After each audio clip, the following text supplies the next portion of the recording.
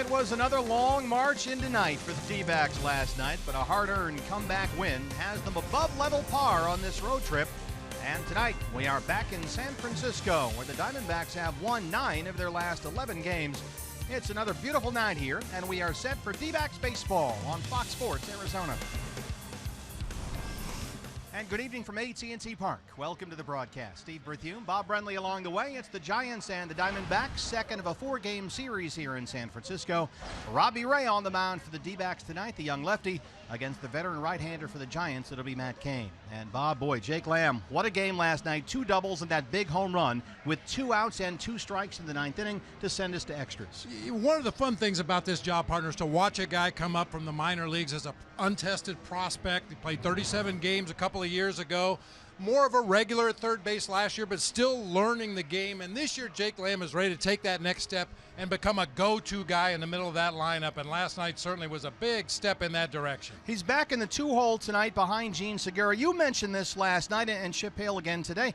He's a good fit for that spot, isn't he? He really is. Ideally, Jean Segura gets on base. They're forced to hold him on. That opens a hole in the right side of the infield. And as we've seen from Jake, he can turn on a ball inside. And this year, he's been shooting the ball to the opposite field if they pitch him away.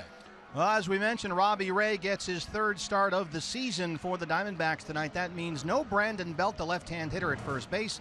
That's where Buster Posey will make his first start this year. Yeah, 42 games at first base last year, 160 in his career. A lot of us thought that maybe Buster should move down to first base on a full-time basis, but with the 5-year extension for Brandon Belt, it's probably going to be like this a lot. Buster will play first base against the tough lefties. Brandon Belt will sit. Yeah, it's funny. He said, now people will stop asking me, when are you moving to first base? They've committed to Brandon Belt for 5 more years after this one. Yeah, and obviously Buster wants to catch. I think back to Mike Piazza, who probably should have changed positions several times in his career, but he wanted to be a catcher, and Buster puts up similar offensive numbers. Your key for Robbie Ray tonight? Throw, strikes. I mean, you look at all the numbers on Robbie Ray, and the only thing that really hurts him is the base on balls. He doesn't give up a lot of hits, doesn't give up a lot of home runs, but occasionally he gets traffic on the bases, pitches behind in the count a lot. So if he could throw more strikes, cut down on the base on balls, it'd be a good night for Robbie. Yeah, went nearly 7 in L.A. last week, only 2 earned on 4 hits. So it's Matt Cain and Robbie Ray, game 2 of 4.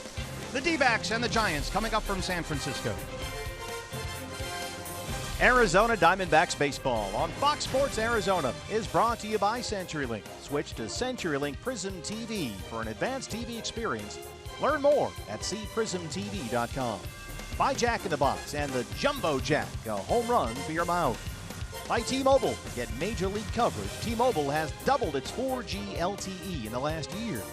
And by your Valley Honda dealers, where you get more standard features for less money.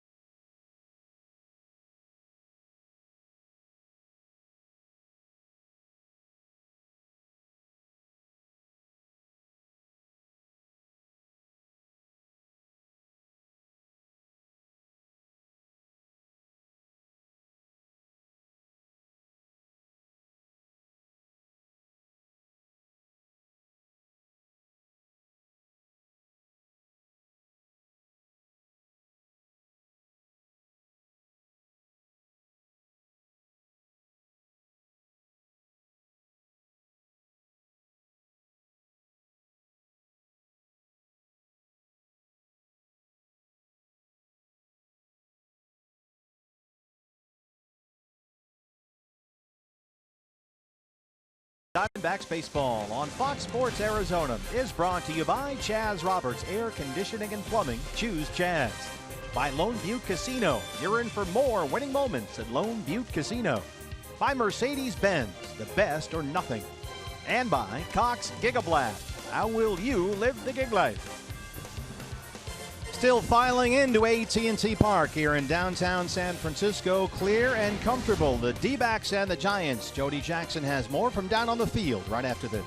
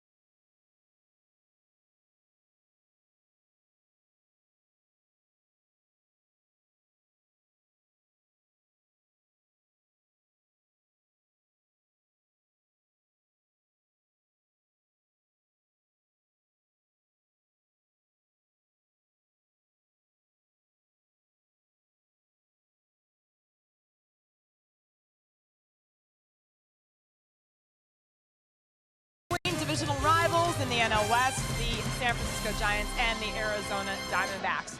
Jody Jackson with you just outside the dugout, and for the D-backs, last night's win was thrilling. Jake Lamb with a fantastic game. 2 key hits, the one to keep the game going, a home run in the bottom of the ninth. Jake and I talked the other day about the 2-strike approach, and last night he was the last man standing at that point. 2 outs, 2 strikes on him against the closer Santiago Casilla, and certainly paid off. I asked him what he was looking to do in that particular at-bat at that very moment.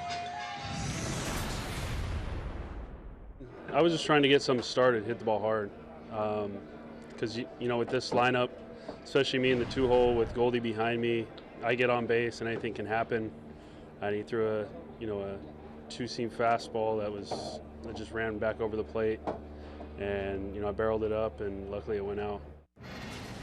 And yes, it did. His second home run against Castillo, the other one in September of 2014. D-backs get set to face the Giants coming your way next. Lineups and first pitch. Steve Berthiaume and Bob Brenly coming up next.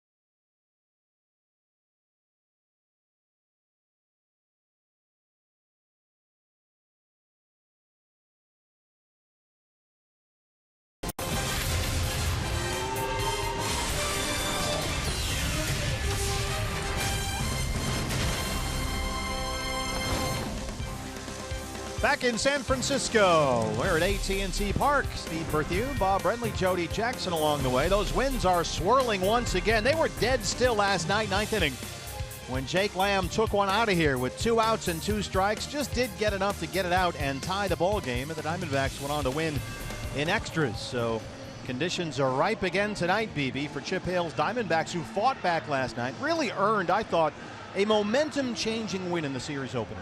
I certainly hope you're right. I think you're right. Those are the kind of ball games that can have a lasting effect on a team, believing in themselves that they can come back from any adversity.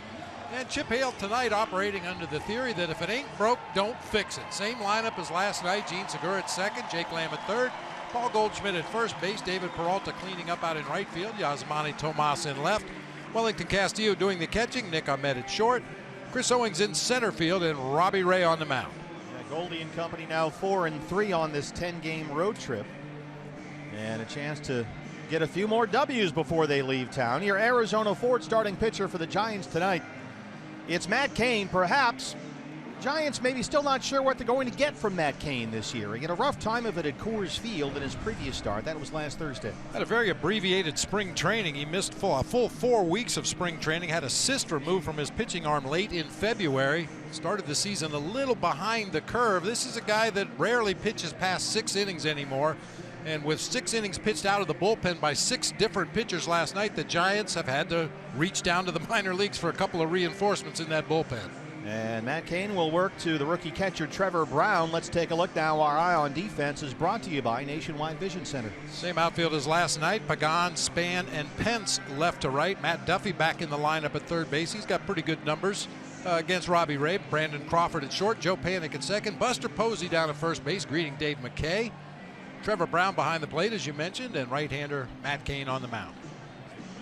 And we are set to go here. Todd Tishner is our plate umpire. Diamondbacks, after last night's dramatic come-from-behind win, trying to make it 2 in a row here in this ballpark and keep the momentum rolling. 4-3 so far with 3 games left to go on the trip. And Gene Segura will lead it off.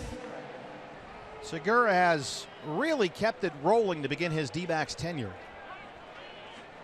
He's in there at .352 with 3 home runs, and only 1 player in all of baseball, Carlos Gonzalez of the Rockies, has more base hits than Gene Segura.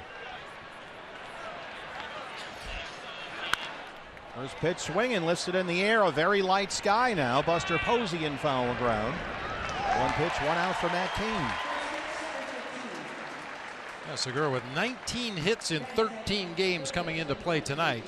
And it seems like if he gets 1, he's going to get 2 or 3. They have been coming in bunches, Yep. that's for sure. Well, last night was Segura's 7th multi-hit game in the 13 he's played this year. 1 down for Jake Lamb, last night's hero. Jake at .292, a pair of homers, and 9 RBIs in 13 games. I talked about how much fun it's been to watch Jake's progression coming up to the big leagues a couple years ago at the end of the season as a prospect. Didn't know what to expect, wide-eyed, bushy-tailed, keep your mouth closed and your eyes and ears open, and he did that. Came back last year as more of a regular player. I think back to my playing days when Robbie Thompson and Will Clark came to the major leagues at the same time, a couple of rookies with a veteran-heavy team, and it was kind of fun to watch the progression for them as they became everyday big league players. And Jake very patient. We've certainly seen the progression with his plate discipline. Goldie on deck, and he's ahead of Cain, 3-0.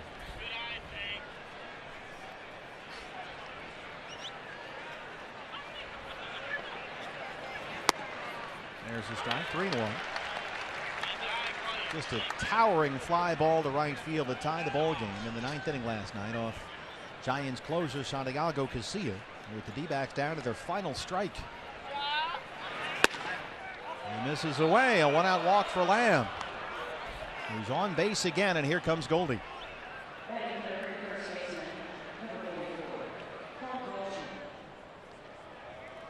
Goldie off to a .229 start. He has homered 3 times, including once on this road trip at Dodger Stadium, which was actually the first game on this trip, so it's been a little quiet for Goldie as of late. A pair of singles and a walk last night. He scored twice. Now, how is Cain in terms of holding runners? I asked Dave McKay that before the ball game, and Dave doesn't like to divulge too much of actually what's going on with an opposing pitcher, but he said there's something that we think we can exploit tonight, especially with runners at second base. Do tell. Yeah, well, yeah, we'll see. And he said, of course, we have to get the right guys on. It has to be the right situation, but they think if they do get the right guys on first, they can run, and especially at second base, they can run.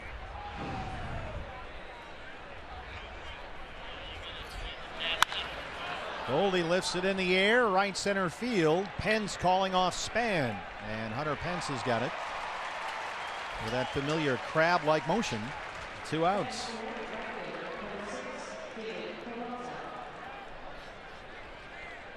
David Peralta now. David up over 300 for the year.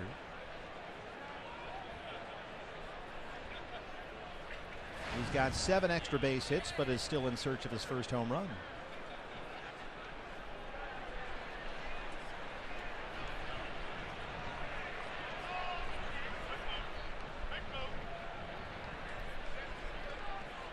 Paying an awful lot of attention to Jake Lamb over there. It's not like that's Lou Brock down there. Yeah, check your advance report.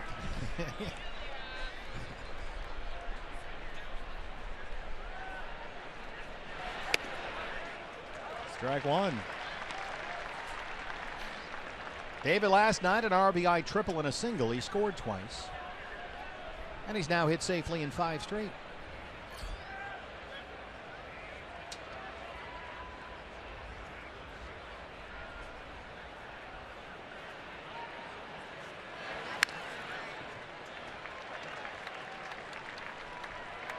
King's lost a little velocity off his fastball. He'll throw a 4-seamer and a 2-seamer, has a slider. He does have a curve and a changeup that he rarely uses. Mostly a power pitcher, but as I mentioned, he's lost a little velocity off that heater. He is now 31 years old and has 11 years worth of miles on that right arm. Including a really extended season in their World Series run when he threw close to 225 innings during the regular season, and in all those postseason innings, tends to take a toll. He has won only 4 games in 2 years. And he's just not been able to stay healthy.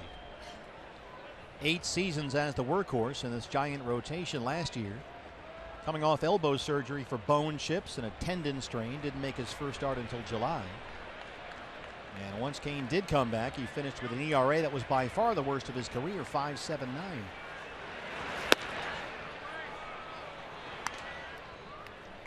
But they need him. I mean, they brought in a lot of pitching here. They got Cueto, they got Samardzija, they have Mad Bum, but Buster Posey was pointing out this spring the Giants are counting on him big time, Matt Cain, and there really isn't any other way to put it. They need him back there. Love save and a beauty for Cain. He knocks it down and throws out Peralta. Works around the 1-out walk. We are just underway at AT&T Park in San Francisco. The D-backs and the Giants.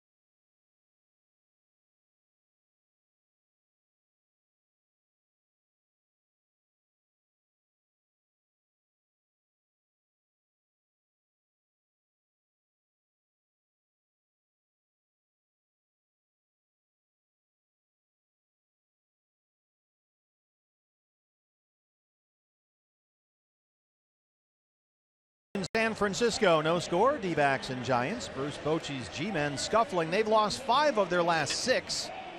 And a loss tonight would drop the Giants below 500 for the first time since the middle of May last year. There, we got a long way to go. Denard Span leading it off out in center field. Joe Panik at second base. Buster Posey at first base tonight. Hunter Pence out in right field with Trevor Brown doing the catching. Brandon Crawford at short, Matt Duffy at third. Matt Cain, the pitcher, in the 8th spot, and Angel Pagan thriving in that 9-hole. Robbie Ray set to face the leadoff man, Denard Span, who steps in at 245 and a home run.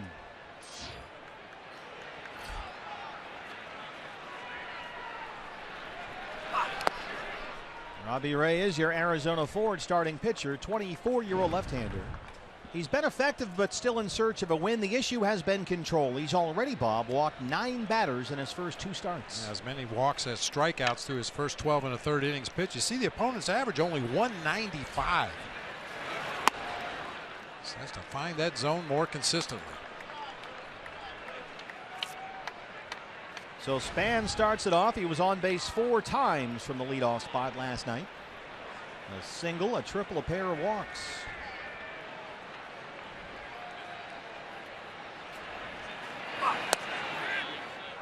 2-1. And Span for his career has done all right against left-hand pitching.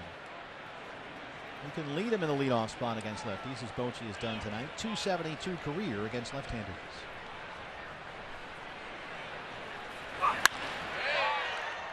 Shoots one right out at shortstop, right to Nick Ahmed, 1 away.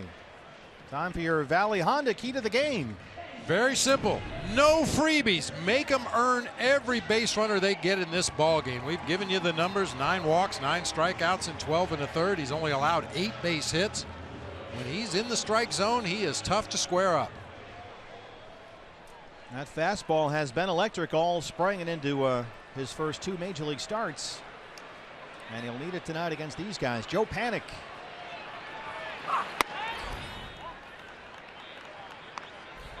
Panik at 250. He's homered 3 times, including each of his last 2 games.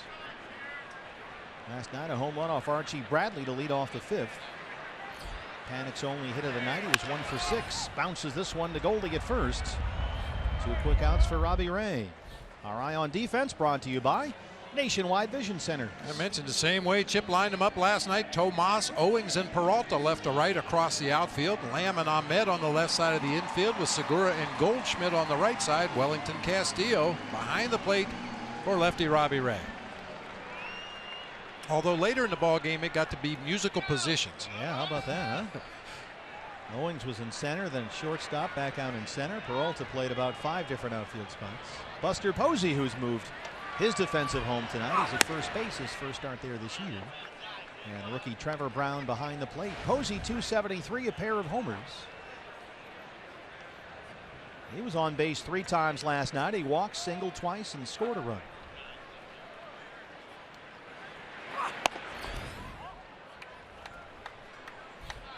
And we pointed this out the last couple of years, the similarities between Buster Posey and Paul Goldschmidt in their setup in that batter's box. Very, very similar. A lot of flex in the knees, the bat pointed straight down behind the back.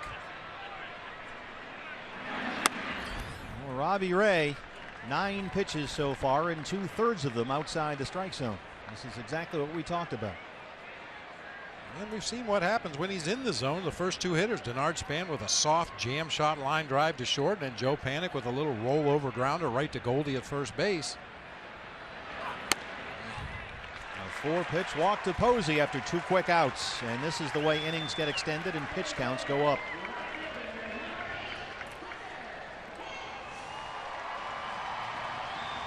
And plus you have to deal with Hunter Pence and a runner on base. Always a daunting proposition. And here is Pence, 245. He's homered twice. You just can't get over Hunter Pence's pants. What do you got? His baseball pants are shorter than basketball players' shorts. That's sad but true. Above his knees. Of course, when you have burly looking calves like that, why wouldn't you want to show them off?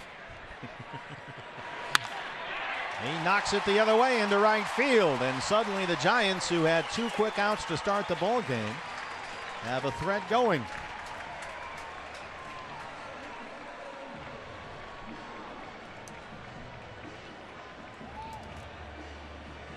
have to be careful, I'm sorry, Bob, with Trevor Brown, because this guy's had an interesting start to the year. He won the backup catcher's job in spring training and has already hit 3 home runs, which matches his previous career high as a professional for any season. His first 3 hits this year were homers. Wow. Who's he think he is, Trevor Story? Yeah, exactly.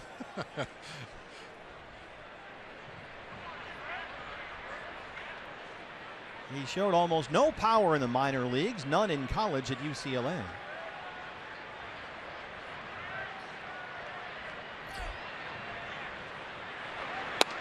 But you have to go back to Kevin Mitchell in 1991 to find the last time any Giant homered for his first 3 hits of the year. And they told Trevor Brown about that, and he said, I was born in 1991. And he admitted he had never heard of Kevin Mitchell. Wow. Yeah. These kids today. And this is a guy who in more than 1,100 minor league at-bats had hit a grand total of 7 homers. Well, if he continues to swing the bat the way he has in the early going, this situation with Buster Posey and Brandon Belt and who plays first and who goes behind the plate could work out very well for Bruce Bochy. Yeah, they like this young man a lot.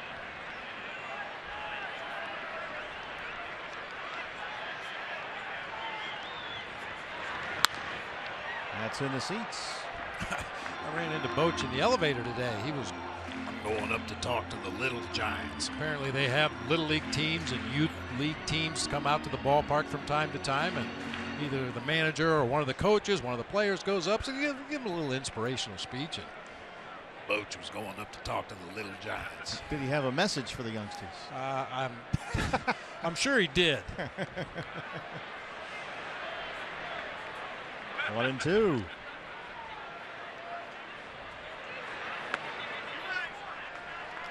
don't want Robbie Ray to work himself too deeply into trouble here.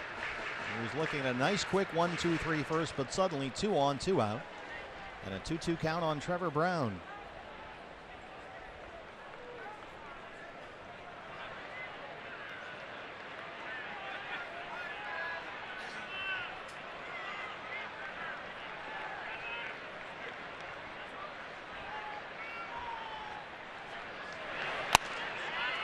Just upstairs at 93, and it's a full count. He's already walked 1 in the inning. And Brandon Crawford would be next.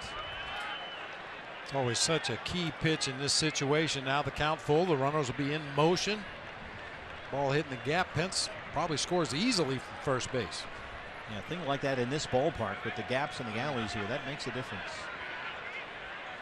So here we go. 2 on, 2 out, 3 balls, 2 strikes. Here it is. Here go the runners. That is foul. It almost got Roberto Kelly down there. Roberto Kelly missed a little bit of time. He was sitting in the dugout, got hit by an errant throw in the head. Had to pass all the concussion protocols before they would allow him to go back out there to third base, and just about got another one. Yeah, that was coming right at him.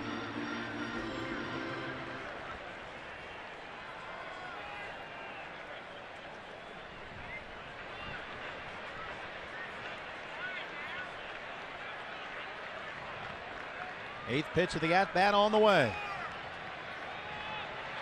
Runners go, and that one is foul down the right field line.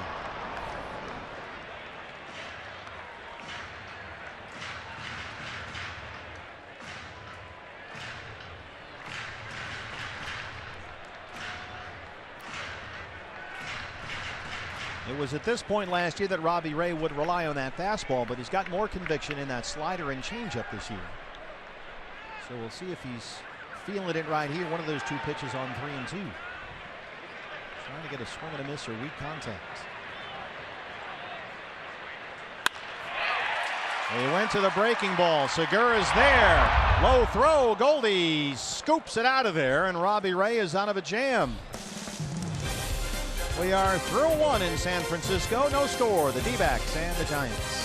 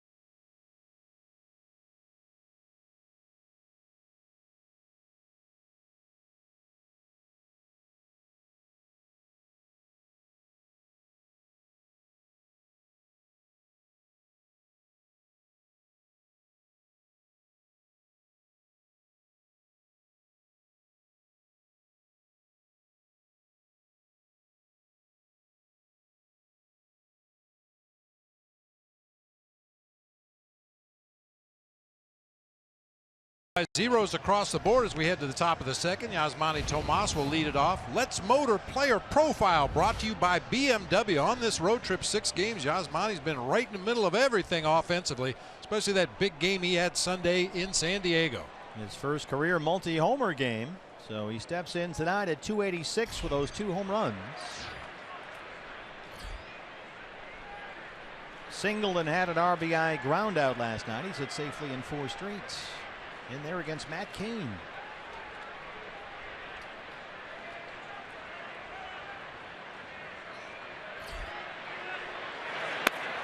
Hopefully you watch some of our Diamondback Live pregame show. Good to have Jody back with us tonight. And we got a look at that amazing special on Cuban baseball players produced by Fox Sports, and Yasmani Tomas figured prominently in that special. And for the first time, Yasmani talked about getting out of Cuba, something he has rarely spoken about, and told the cameras he didn't like to talk about it too much. It's something that Cuban players don't even talk about amongst themselves, he said, which I found fascinating. But he said it was 16 hours on a boat and he didn't know if he was going to live or die. And that is remarkable to think about. His mother is still in Cuba along with a baby daughter that he does not see. And Yasmani's mom was tearing up and said he's happy, this is what he wants, but for her world had been shattered. She misses her boy, and it's remarkable to think about the things that we as fans take for granted and don't think about that the Cuban players have to go through here. And hopefully that'll be changing. But we encourage you to check that out at Fox Sports, an amazing show, and Yasmani really opened up. I'm sure it's not an easy subject to talk about because I would imagine in Yasmani and all the Cuban players' case, the less they think about it, the less they worry about the loved ones they left behind. I'm sure.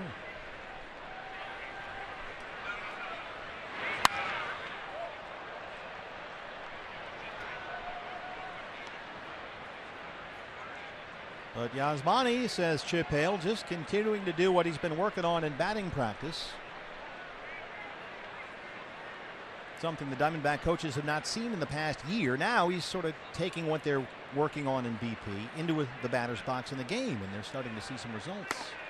And he's off that one there. It's a good example. Now it's a full count, 3-2. Yeah, strike zone recognition has occasionally been a problem for Yasmani. We have kind of jokingly talked about his predetermined at bats, where he says, I'm going to swing at the first one, the third one, and the fourth one, no matter where they are. I haven't seen as many of those this year. That's another good take right there. Yasmani Tomas works a leadoff walk, second walk of the ball game already, through 5 batters for Matt Cain.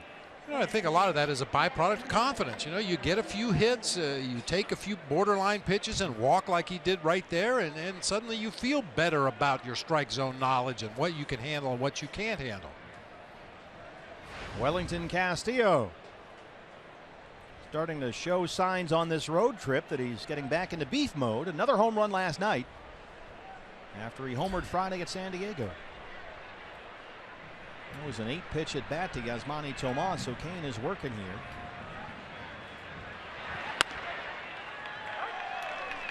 Oh, 0-1. Matt Cain doesn't usually work deep into the ball game. It's been a couple of years since he worked more than 6 innings in a game, so the more pitches you can tack on him in the early going, the better chance you have of getting him out of there quickly.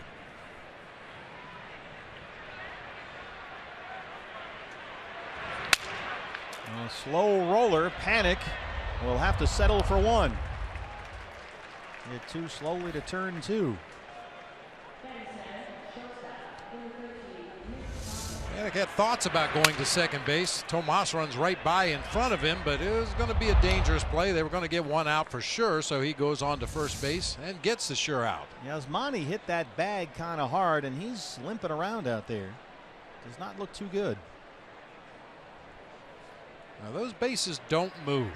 I mean, you go in there hard and slide a little bit late. So you kind of bang the right leg, and then eventually the left leg makes contact with the base down there at second. So he's in scoring position. 1 out for Nick Ahmed. Nick at 250. He's got 3 home runs.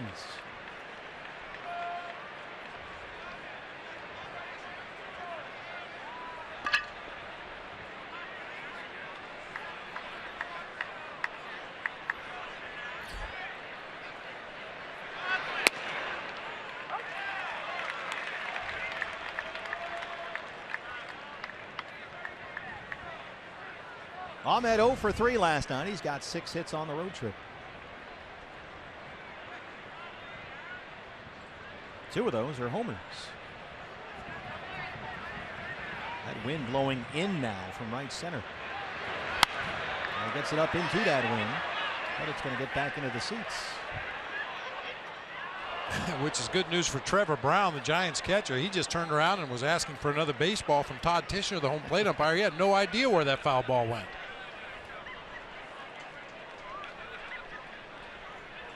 Nick, good numbers with runners in scoring position this year. Hard to do better than that. Tomas at second, 1 out.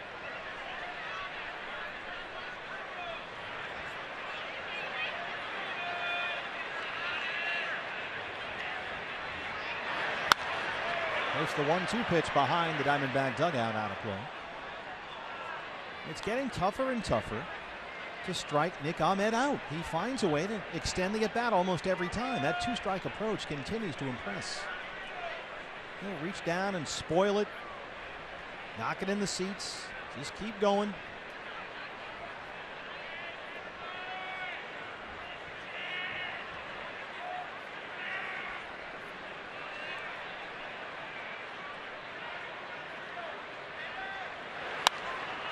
Fights off another one there.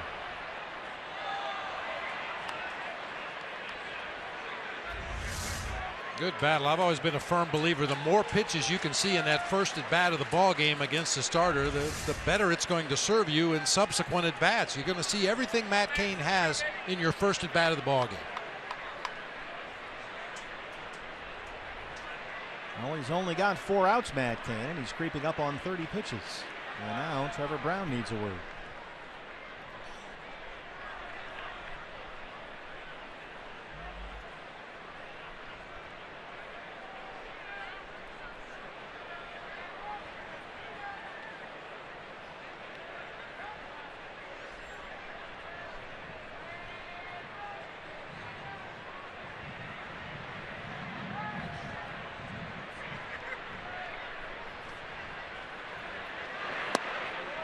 Two and two.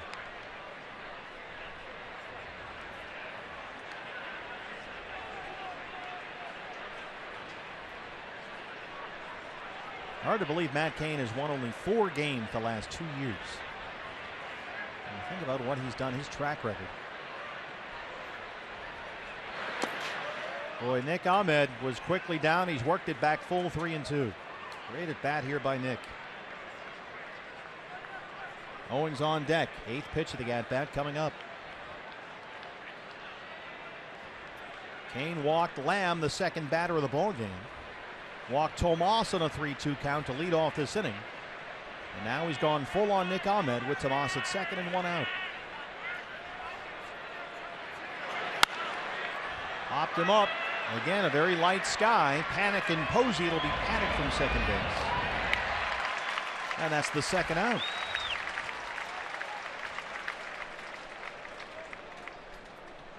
So it's up to Chris Owings. CO hitting .235, still looking for that first extra base hit this year. And another start tonight in center field. When Matt Cain was right and able to spot the ball where he wanted it, a guy like Chris Owings, he would challenge with high fastballs. He's just going to put him on right here and go after Robbie Ray. I mentioned he throws a 2-seamer. He'll try to sink it in a double play situation when he's looking for a ground ball, but he also has that high 4-seamer that he works across the top of the zone. So this will make it 3 walks for Cain through 1 2/3. And they'll work to Robbie Ray with 2 on and 2 out.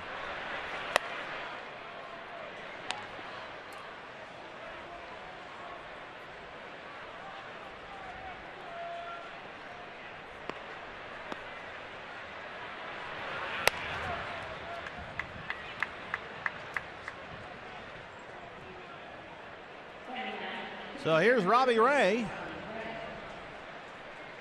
Let's see if he can knock one through the infield. Pitcher batting 9th tonight for Chip Hill.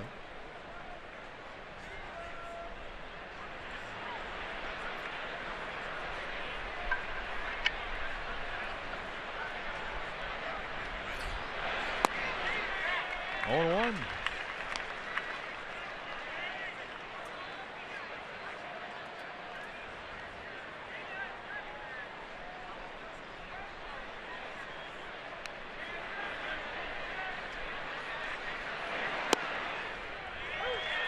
Strike two, says Todd Tishner behind the plate. First look at Trevor Brown behind the plate. He does a pretty nice job of keeping that ball right there on the edge of the strike zone, enough to get the call from Todd Tishner. 25th pitch of this inning for Kane.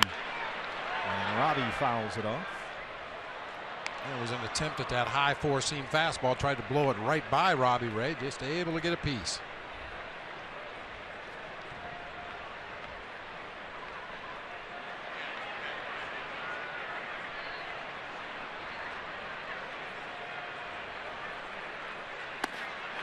And he strikes out Robbie Ray and strands two. Bottom two on the way from San Francisco. No score, the D-backs and the Giants.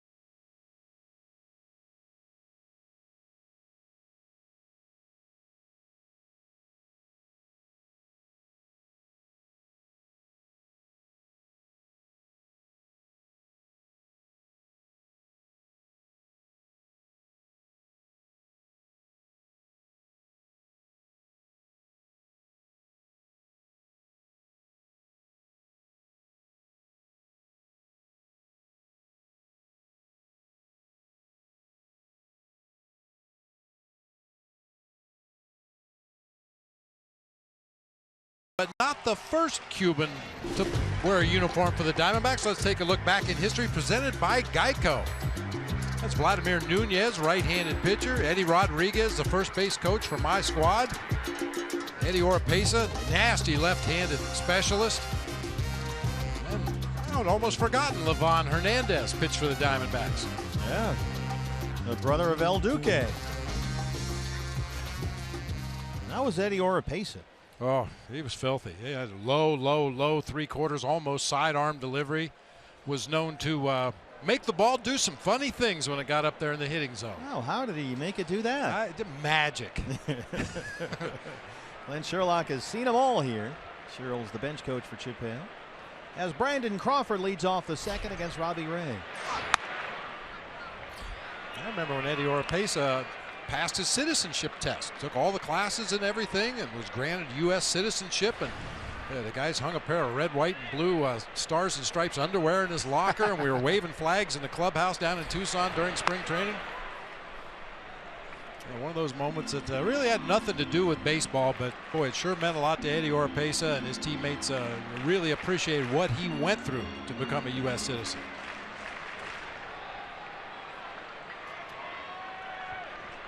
Crawford, Duffy, and Kane, the pitcher batting eighth here in the San Francisco second. 1-2. Crawford has been slowed a bit lately by some hip flexor soreness. He had 6 hits in his first 5 games this year, but since then he's batted just .200.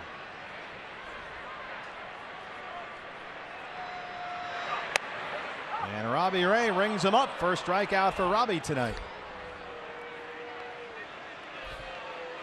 Our lefties have done next to nothing against Robbie Ray. An .091 batting average for left-handed hitters coming into play tonight. Just dots that inside corner with a good four-seam fastball. Well, Matt Duffy really fighting it now at 170 to start the year. Duffy homered twice in his first 3 games this season when the Giants opened the year in Milwaukee. But since then has gone 6 for 40. And he is lost on the interstate. Got the night off last night, at least to start the ball game, a mental health day from Bruce Bochy. And sure enough, it seems when you're batting 170, it's always 0-2. I mentioned in the open of the show that Duffy had decent numbers, only 3 at-bats, but 2 hits, including a double against Robbie Ray. And when you have a guy that's scuffling offensively, you look for spots to drop him in against a pitcher he's had success against. Rolls that one the other way. Gene Segura is there. 2 up, 2 down.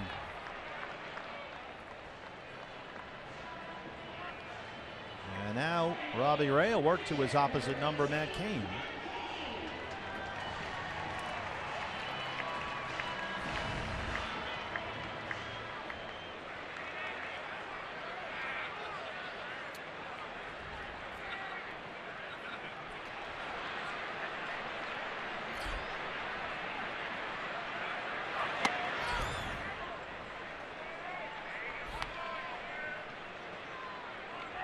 I love that high fastball against the pitcher. Let him see it. Yeah, it's tough to lay off of. You see the ball so well, but most pitchers really have a hard time getting on top of a high fastball. If they do make contact, it's probably going to be fouled back into the bleachers behind home plate. Robbie in this inning, quick 2 strike counts on every hitter, all 3.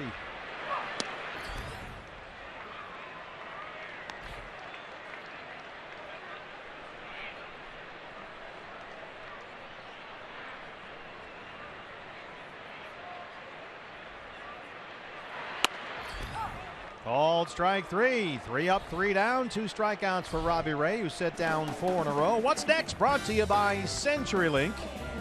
Well, look who's coming up in the Diamondback third. It's Goldie, Goldie, Goldie.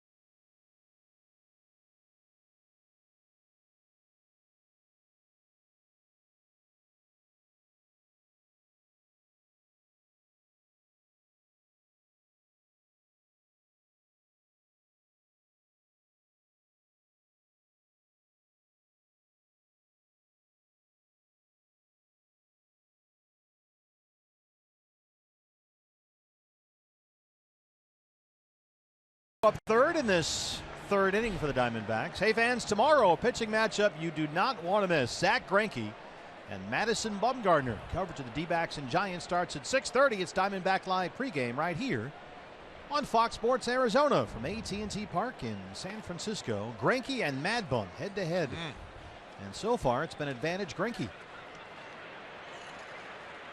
Some of that has to do with run support, it looks like. Segura popped up in his first at bat tonight against King.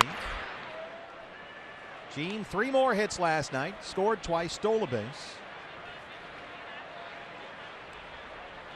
His 7th multi-hit game this year. And he's ahead 2-0.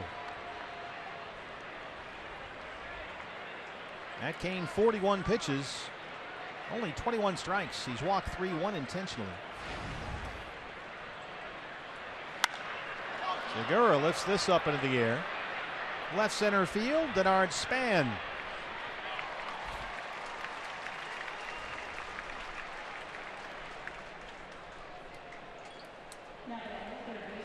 Jake Lamb walked his first time up.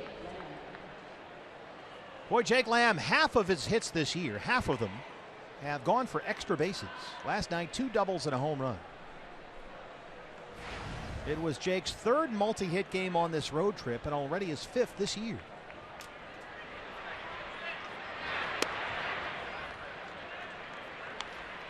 I like that. Whether you bunt or not, show bunt once in a while. Just keep that left side of the infield, whether it's the shortstop or the third baseman. Just plant that seed in the back of their mind that you might try to bunt.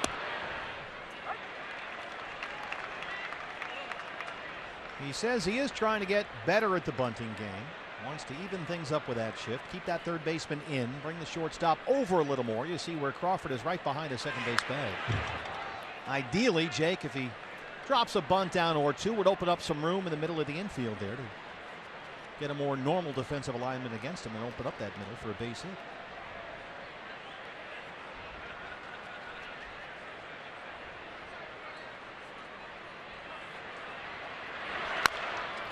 There's a bouncer. Posey in front of Panic. Kane is over there. Nifty footwork for the second out.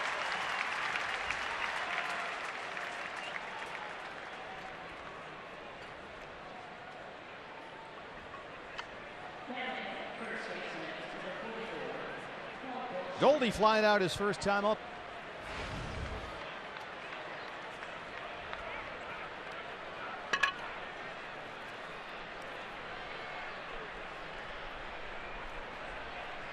Matt Cain, after racing over to cover the bag, is sort of regrouping behind the mound. Well, now we're set to go. Always amazes me. You know, the pitchers don't do a lot. They pitch and they run.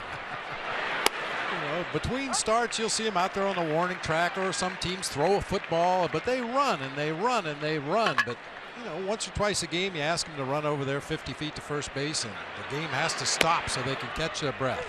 We can get him a little stool like between rounds in a boxing match. And you can just have a guy over there towel him off. Yeah, waving the towel in their face, getting some cool air. Cut me, Mick. Pour some water on his head. He's good to go.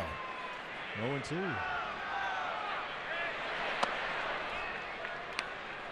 You know, Denard Span might run 100 yards to catch a fly ball out there in center field, but Matt Cain doesn't wait for him to catch his breath. Some pitchers tend to wear out outfielders faster than others, I would imagine. Out of play.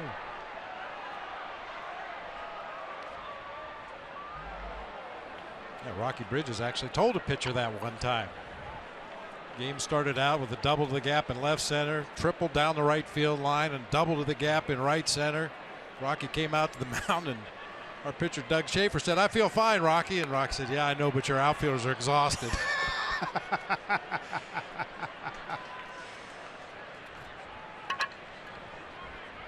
2-2 on Goldie.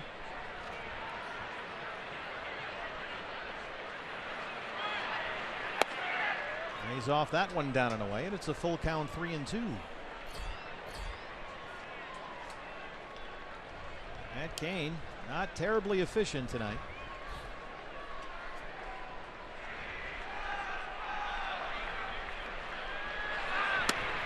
That gets Goldie to chase one outside the strike zone. Second strikeout for Cain, who set down 4 in a row. No score in San Francisco.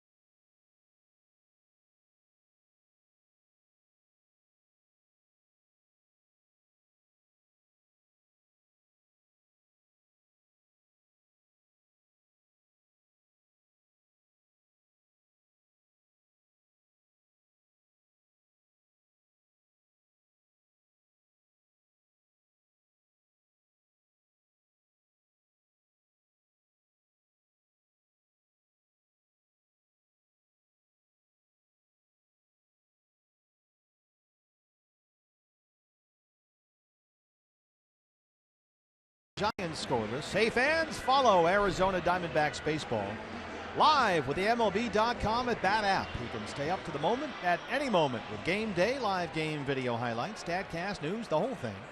Download MLB.com at Bat, the #1 app for live baseball on your phone or tablet.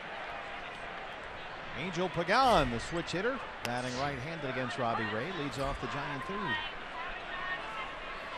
Pagan, very impressive to start the year. He's hitting .380 with a home run. And his home run came right-handed, something he rarely does. He homered earlier this year off the Dodgers' Scott Kazmir.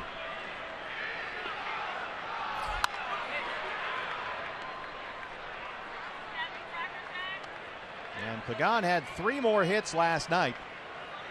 Already his 6th multi-hit game this season.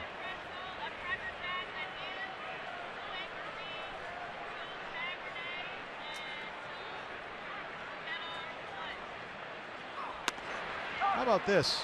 As Pagan looks at strike 3. That's 5 in a row now, set down by Robbie Ray. 3 by strikeout. Boy, nice rhythm, nice smooth mechanics tonight for Robbie, not trying to overthrow the ball and more consistently pounding that strike zone.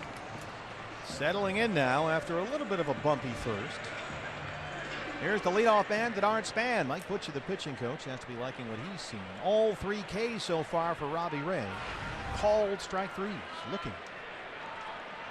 Span lined out to shortstop his first time up.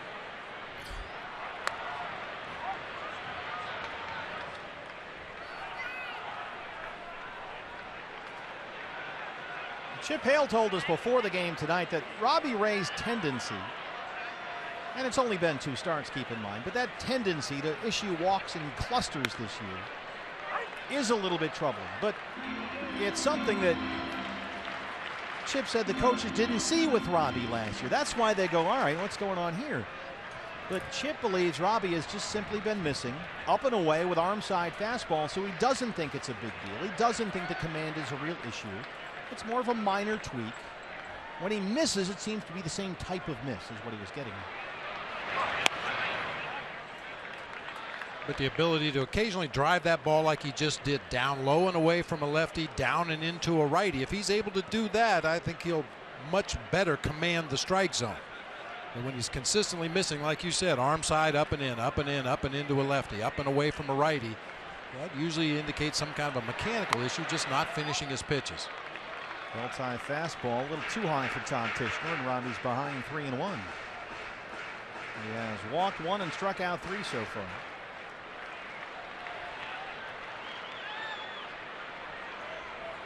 Panik on deck.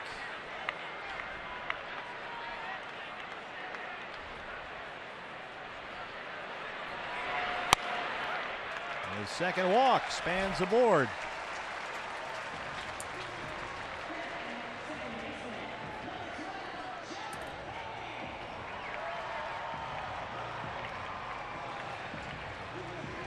Panik grounded out to Goldie in his first at bat tonight.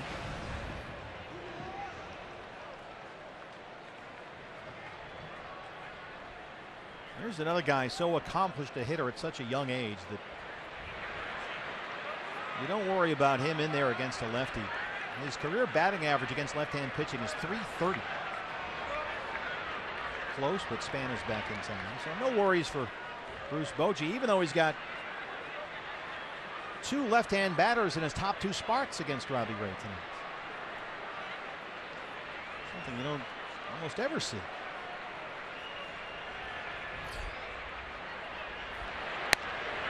That's in there for a strike on 1. Usually, if you got a good leadoff guy who's a lefty or a good 2-hole guy who's a lefty, you have to manipulate the order somehow. But just looking at the guys that Boch has in the lineup tonight, I guess you could slide Angel Pagan up to the top spot if you wanted a right-handed bat against Robbie Ray, but he's content to run those 2 lefties out there against just about anybody. Panik lays off a close one there, a ball and a strike.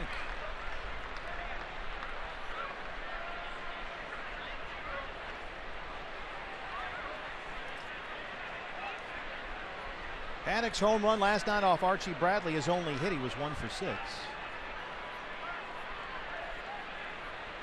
He's a good hitter either way.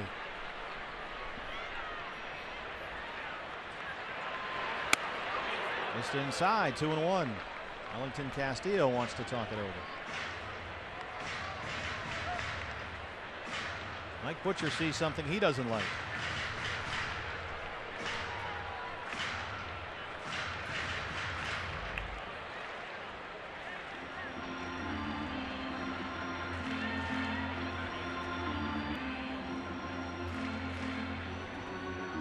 Well, Robbie Ray, he knows he needs to limit the walks. And Robbie said after the start last week in LA, it's usually just one inning where he has 2 or 3 walks in a row, like we talked about, the walks that come in clusters. And as he put it, he just kind of loses some focus. And we've seen from Ruby De La Rosa how that can get you into trouble in a given inning, one at a time. So trying to nip that in the bud right here, behind on Panik, 2-1. Wind now gusting out to right center field toward McCovey Cove. This is bounced to Goldie. Ahmed for 1. That's all they'll get. They erase Span, 2 down. That goalie had to stray just a little bit too far away from the base this time to make that throw to second, and can't get back in time. Robbie Ray is responsible for getting over there and covering the bag, and Nick Ahmed wisely decides not to risk a throw to a moving target over there at first base. So Panik's at first, 2 outs for Buster Posey, who walked his first time up. You know, it's one thing for a first baseman to toss the ball 10 or 15 feet to a pitcher running over to cover first, but to have a shortstop fire one over there from 90 feet away to try to hit a moving target and keep it on the outfield side of the base so he doesn't lead him into the runner, that's a risky throw. Unless you have a pitcher that really gets over there quickly, like Zach Greinke does. Yeah. That's how you win Gold Gloves.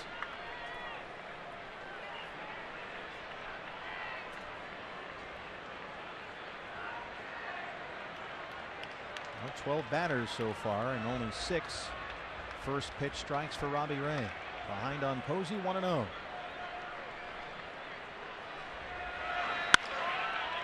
All right, to Ahmed at shortstop. The short way to Segura for the force on Panik, and that ends the inning. We are through 3, no score. The Giants and the Diamondbacks.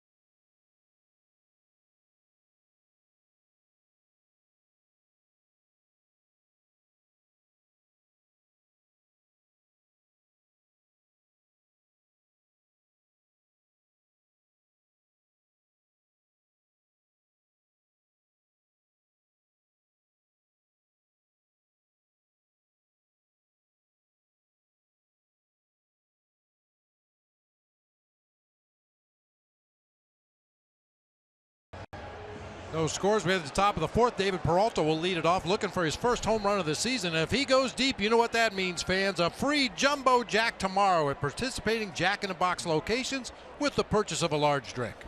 Now, I know you tried this with some other fast food sponsors. Have you called various Jack in the Boxes all over the country to inform them of the plan and tell them that you're on board? No. Well, I think you should have your advance team work on that so that wherever we go, you'll have a Jumbo Jack the next day. I'll have my people get right on that. A somewhat reliable staff. Peralta rounded out his first time up, and Once again hits it back to the mound. 5 in a row set down by Matt Cain. Felt like he might have broken his bat on that one. The first one he hit a little harder back to Matt Cain, but no problem with that one. Brings up Yasmani Tomas.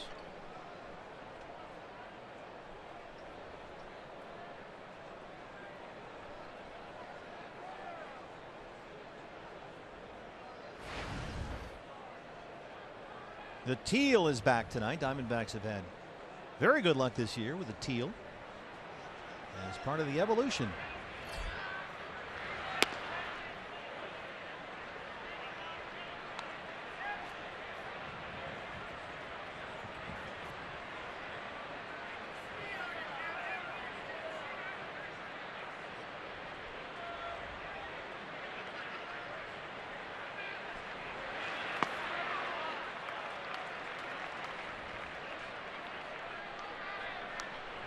One and one on Yasmani, and we saw in San Diego the power that is there, especially it would seem to right and right center. But when you look at this guy's forearms and wrists and hands, you see that is raw strength. He's able to flick the bat at the ball, and boy, does it go. That ball he hit center field in San Diego. I mean, the ball just wasn't carrying that well in the series, and he hit that ball a ton to straightaway center. Raw power is something that cannot be coached. At least that's what they tell me. Technique is one thing, but just guys that can muscle it out, that's a whole nother deal.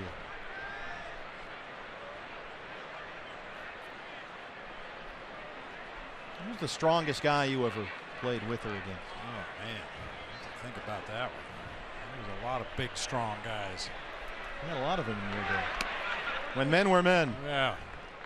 3-2. The Cobra was a strong man, strong, fast, everything you want to talk about a ball player. Dave Parker could do it.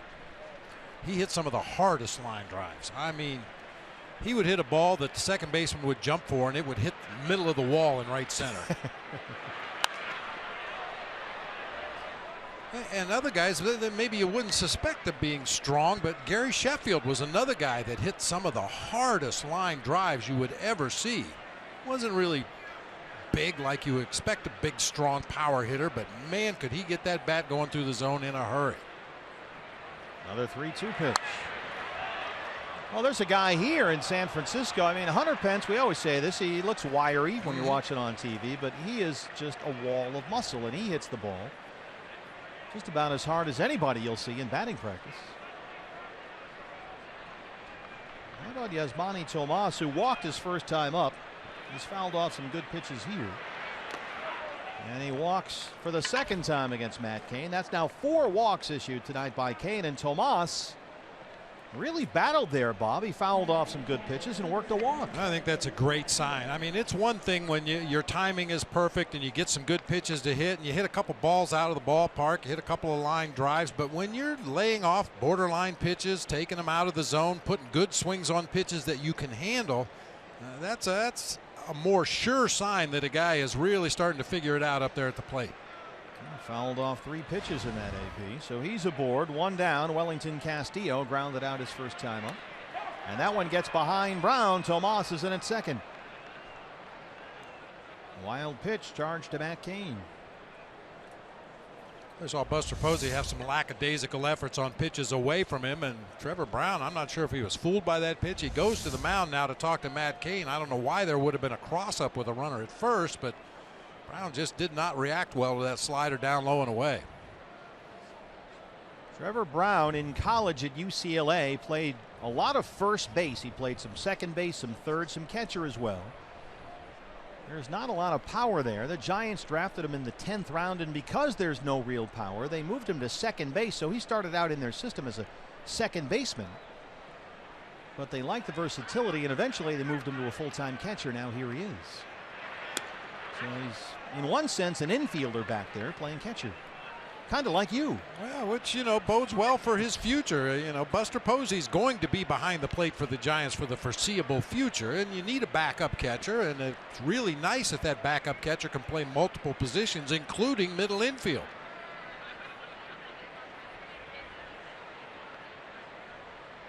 Two 2-0 on Wellington Castillo. Yeah, Bruce Bochy was asked what he likes most about Trevor Brown this spring, and Bochy said more than anything with him, it's how agile he is behind the plate. He moves around back there like a middle infielder might.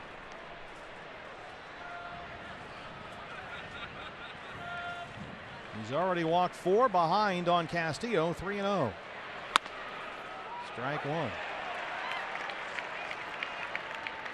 Well, Trevor Brown has taken to this catching thing. Not only does he have the glow-in-the-dark yellow fingernail polish on, but it looks like he's got whiteout painted down the backs of each one of his fingers as he gives the signs to Matt Cain. Well, that's next level. Wow. Right. Like Rocky Horror Picture Show. This is bounced fair.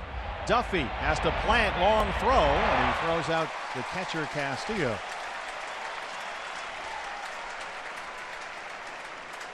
Buster Posey with some good glove work down there at first.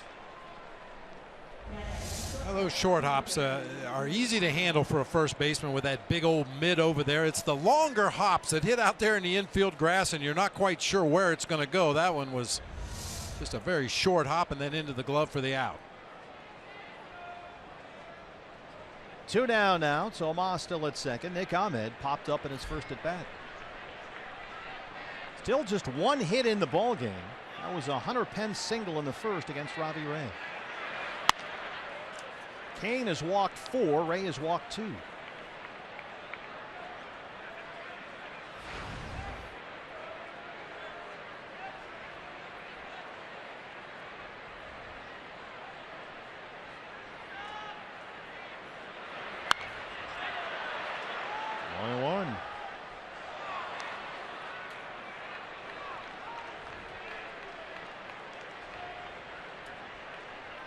Nick Ahmed, if he keeps this up, he'll become pesky.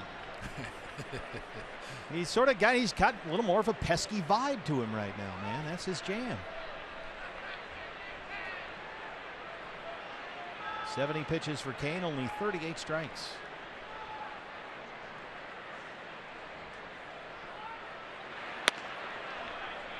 Did not go. That's Bill Miller, the crew chief down there. 2 balls and 1 strike.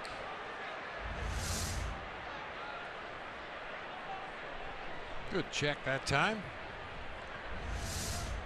That's a pitch he would have swung at last year.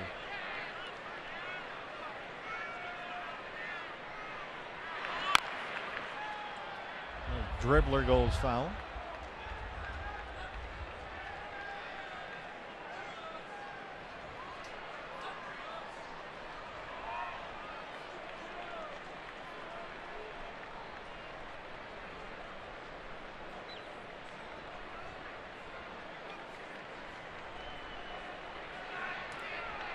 Chris Owings on deck. He would be next. Diamondbacks still looking for their first base hit tonight.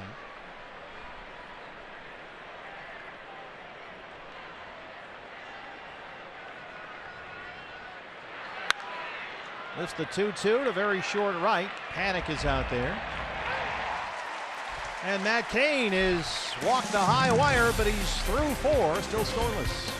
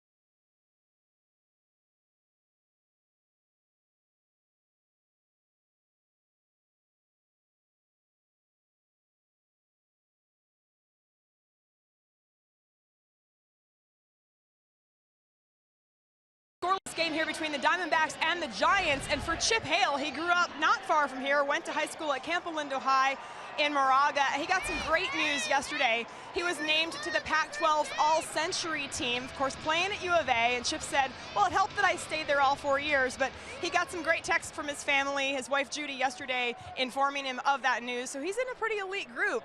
You know, you look at it, it's Randy Johnson, Tom Seaver, Jackie Robinson, Mark McGuire, Barry Bonds, just to name a few. And Chip said, look, I have to give a shout out and thanks to my coach at U of A, Jerry Kendall. He hopes to talk to Jerry in the coming days, guys. Thank you, Jody. Good to have you back. That's an impressive accomplishment for Chip Hale, baby. Yeah. That's an amazing list of names. Boy, and Jerry Kendall, one of the great all-time baseball guys ever. A true gentleman of the game. Hunter Pence leads off the Giant fourth against Robbie Ray. A little grounder to Nick Ahmed at shortstop. One away. Boy, Pence had that base hit back in the first inning, but really for both offenses, not a lot of solid contact so far in the game. The balls that have been put into play, very weakly hit right at defenders. By the way, we were talking about strong guys in baseball, and as I often do, I checked the Twitter this morning, and this was tweeted out by Hunter Pence, just your average morning in the Pence household. He's holding, Bob, a giant axe. So he was chopping up some kale for breakfast. I don't know what, but I thought that was a little odd. He's in the kitchen with a giant axe like Game of Thrones or something. Trevor Brown drops that one into right, a one-out single. It's not often you see a guy walking around in the morning with a giant axe. No, of course it is San Francisco. Probably a little more common than you would like to think. But yeah, Hunter Pence, he marches to his own drummer, no question about it. I mean, yeah, I guess they were just short of knives or something. But how about that? A NASA t-shirt and a giant axe. Good morning. Yeah, wearing a NASA t-shirt. Just came back from Mars. Where I slaughtered several Martians, apparently. Brandon Crawford struck out his first time.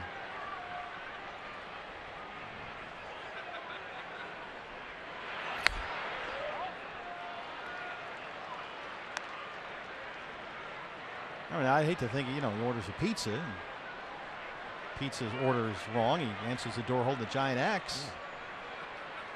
He just orders a pizza and tells him, don't cut it. I'll take care of it myself. Exactly. Just put some kale on that. We'll be fine.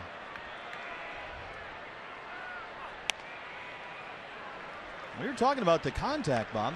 You're right. There's not been a lot of it. Only 2 hits, both by the Giants, singles by Pence and Brown. And this is really what we saw from Robbie last week at Dodger Stadium. He survived the 5 walks, but gave up only 4 hits and 6 1/3, and was very effective. Quite a contrast to last night when both teams totaled 29 hits. It was raining base hits, extra base hits here at AT&T last night. Well, Dave Roberts was talking about that, the Giants skipper, or the Dodgers skipper, pardon me. He said they just couldn't figure out Robbie Ray early in that ball game. Robbie was very effective there when he was in the strike zone. And Roberts said that Robbie has a good fastball, and then when he starts mixing in that slider and the changeup like we always talk about with him, and when it's above the belt, it's tough to barrel up. And despite the walks, the Dodgers, he said, just could not break through against Robbie his last time out. So if he could avoid those walks, then you'd really have something going here. Yeah, you'd match him up against anybody's number 5 starter if he's in the strike zone. That's coming right at you. Just above us.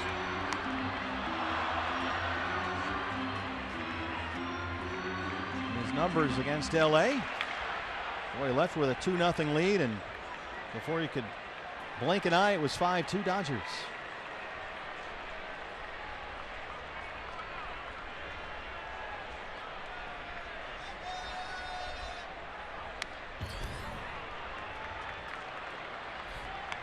Why is something that's above the belt, especially it's an off-speed pitch like a slider or changeup, tough to barrel up? Well, off-speed pitch up, they tend to get hit hard, but fastballs up, we've talked about it all the time, that they look so good, but most guys' swings are designed to go down to the ball, down to the strike zone. And when you throw that pitch up high, it's hard to retrain your swing and get on top of a high fastball. Some guys are able to do it consistently. Most guys can't. And back in the day, Jay Bell, Chris Owens on this year's team seems to be a good high fastball hitter. Not a lot of guys can get on top. That good heater up there around the letters. Well, he's walked 2. 8th pitch of the at-bat to Brandon Crawford coming up. 3 balls and 2 strikes.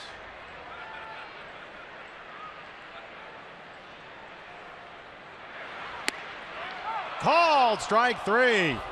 Todd Tichenor rings up Brandon Crawford for the 2nd time tonight. And that's 4 punch-outs for Robbie Ray. Breaking ball just does catch the inside corner. Didn't take as much break as Robbie was probably hoping for, but twice now they've gotten Brandon Crawford on that inside part of the plate. And it's great to see him getting strikeouts with things other than his fastball. That's real progress. Matt Duffy grounded out his first time up. The more that happens, the more confident you would think he's going to get with that slider and that changeup. Look out. Duffy, who's been slumping badly, bangs it into center. Brown will stop at second. Jumped on the first one. Soft line drive back up the middle. This ball wasn't even really squared up. It sounded like he hit it right off the end of the bat. Just a little floater out over the infield dirt into shallow center field. And with Trevor Brown running at first base, he's only able to advance 90 feet as CO got to that ball quickly in center field. All 3 giant hits, 3 singles, all on the first pitch of the AB, so they might be up there trying to ambush Robbie Ray. Kane struck out his first time up. 2 on, 2 out. Robbie has struck out 4 and walked 2.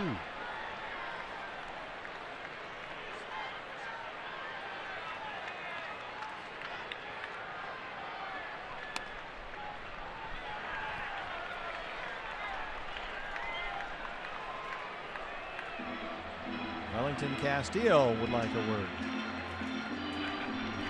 Robbie stranded 2 in the bottom of the first. A 2-out walk to Posey, followed by a single by Pence. He got Brown to ground out to end the inning. And then set down the next 5 in a row. But once again here in the 4th, he's got 2 on and 2 out. Brown at second, Duffy at first. And Kane tries to little drag bunt there.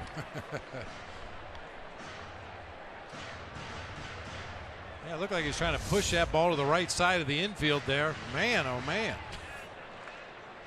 It was almost a pitch out. Yeah. He got wood on it. Give him that. He likes him up there.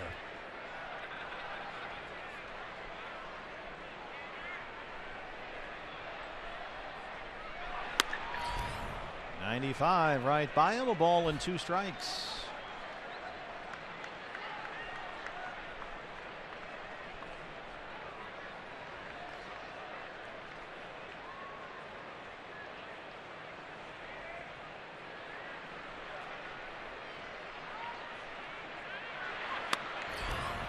Got him at 95. 5 strikeouts for Robbie Ray. He strands 2 and keeps it scoreless at AT&T Park.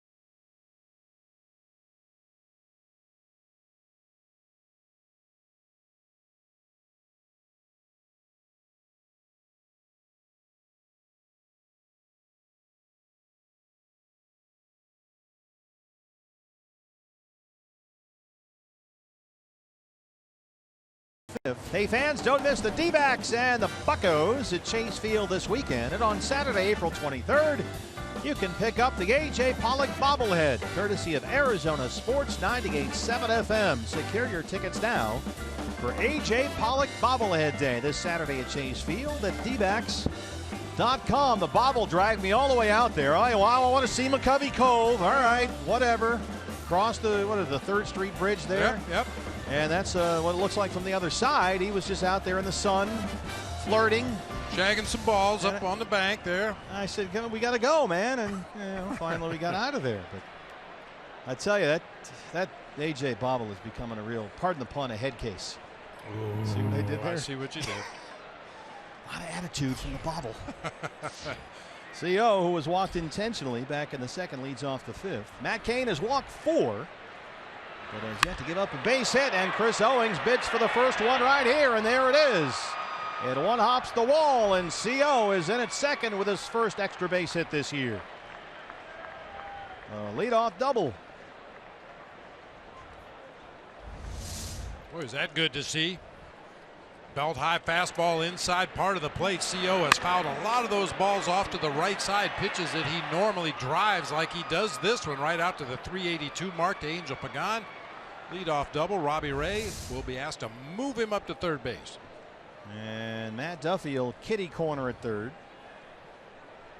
All 4 base hits in this ball game, 3 by the Giants, 1 by the Diamondbacks, have come on the first pitch of the at-bat. Posey coming in from 1st. Robbie trying to get out of the way of that one. And it's 0-1. The idea is to bunt it to 3rd base, force Matt Duffy to come in and make the play, allowing Chris Owings to advance from 2nd to 3rd. Buster Posey drawn way in at 1st base and charges hard as the ball's delivered. Duffy at 3rd. Right out in front of home plate, Brown calls off Posey. Owings moves along, and they retire Ray. That'll work. 2-4 on the sacrifice. And CO at 3rd, 1 down for Gene Segura. Segura has popped up and flied out 0 for 2.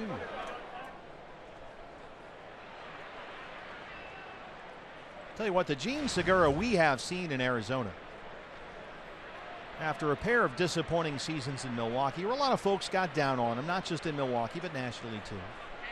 The guy we've seen is a guy who plays hard all the time. And it's really been electric to watch him up at the top of this order. Runs the bases aggressively. His defense at 2nd has been very solid. 2nd in the major leagues in hits. I mean, it's hard to imagine him doing anything more. And most of his on-base percentage has come from swinging the bat, but he has drawn a couple of base on balls. The on-base percentage just a tick under 400 going into play tonight. Giants infield creeps in. That's what you look for at the top of that order. Coming off a 3-hit night last night. Slaps that one foul, 1-1.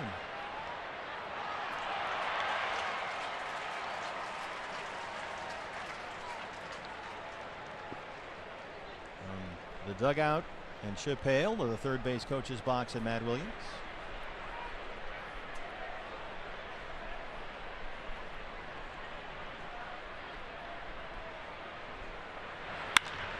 Segura lines it right by the glove of Crawford. Owings scores. Gene Segura does it again. It's 1-0 Diamondbacks.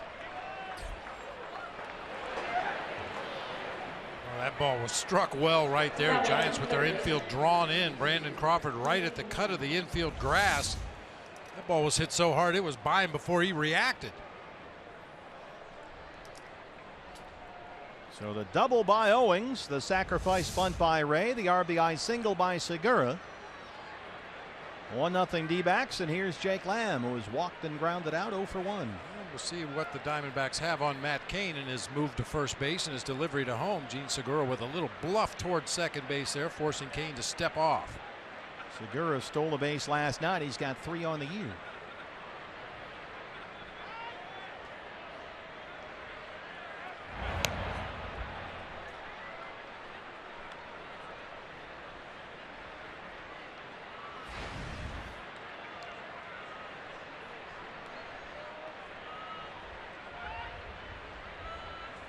this is the exact situation that Chip Hale likes. Segura on first and Lamb, the left-hand hitter, up there. And Bob, you were talking about this last night, and Chip talked about it with us again today. The idea that you've got Lamb up there in the 2-hole, Segura with speed at first, Posey holding him on the bag, so there's all kinds of room on that right-hand side. And Jake, one of the guys, Chip says, who really sees a lot of pitches. He can get from 0-2 in the count to battle back to 3-2. Keep the at-bat alive and maybe shoot one through that right-hand side and send Segura to third. So it's been a good fit so far with Jake Lamb in the 2-hole.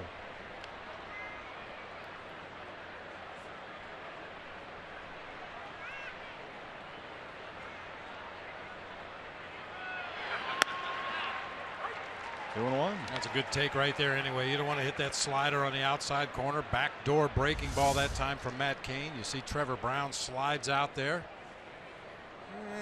Really good take since it was a ball.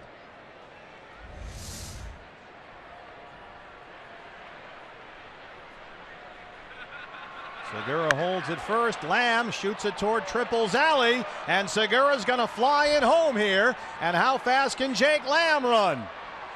He can take his time. He's in there with an easy RBI triple, and it's 2-0 Diamondbacks. Fast enough. You hit it there. You don't need to be fast. Man, he went down and got this one. Barreled it up to that gap in right center field. Another slider, this time down and in. Our Chaz Roberts, cool play of the game. Nothing cooler than that. Splits that gap perfectly, giving the D-backs a 2-0 lead in this ball game. All right, Jake Lamb, 2 doubles and a home run last night. A walk and an RBI triple so far tonight. That's his 8th extra base hit this year. Conference time. Todd Tishner out to break this up. Dave Righetti to the mound. And the Giant bullpen will get into action. They've had to move some people up and down from the minor leagues. Michael Broadway, the right-hander, just recalled from AAA Sacramento before the game today. They sent Chris Heston down. So he'll start warming up. Heston got the loss last night. Lamb at third, 1 out. Here's Goldie.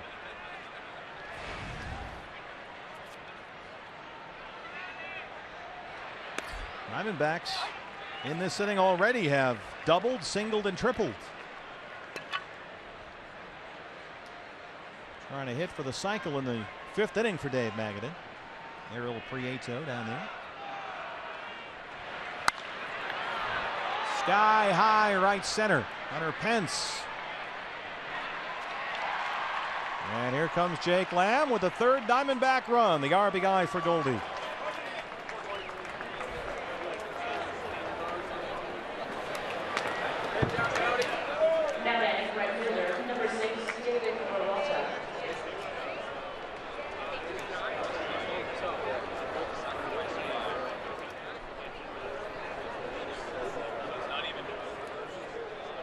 Nothing Diamondbacks, and now it's David Peralta who has twice tapped back to the mound.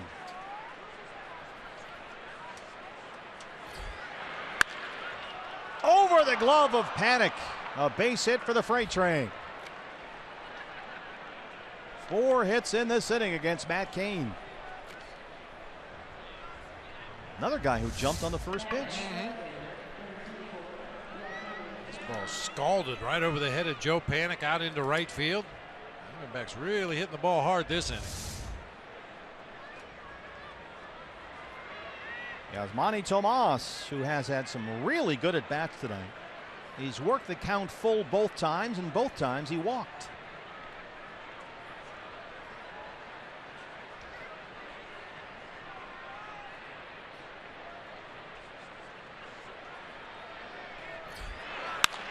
Right back up the box, another Diamondback base hit. They began this inning with 0 base hits against Matt Cain. And now that's 5 in the 5th. Everybody's driving the bus. Boy, and all loud, barreled up shots all over the field. That's going to have to do it for Matt Cain as Bruce Bochy makes his way out of that third base dugout. D-backs bats have come alive in the 5th, making a lot of noise, and that'll end Matt Cain's night as he goes just 4 2/3. And he will leave responsible for 2 base runners and trailing 3-0. It's D-backs 3, Giants zip. Back after this.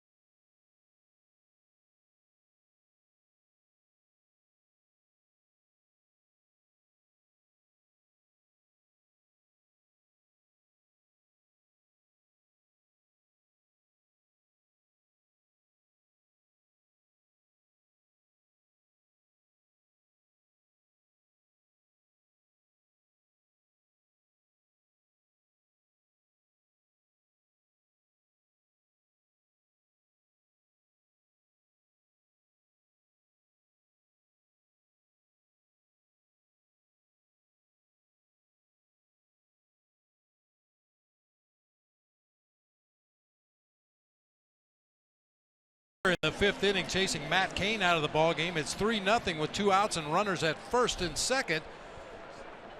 Anytime the D-backs score 5 runs or more, Taco Bell is giving away 3 free tacos with the purchase of a large drink between 4 and 6 the following day at participating locations. Well, Bruce Bochy will get no sympathy from Chip Hale, but the Giants have bullpen problems of their own. And so here's right-hander Mike Broadway.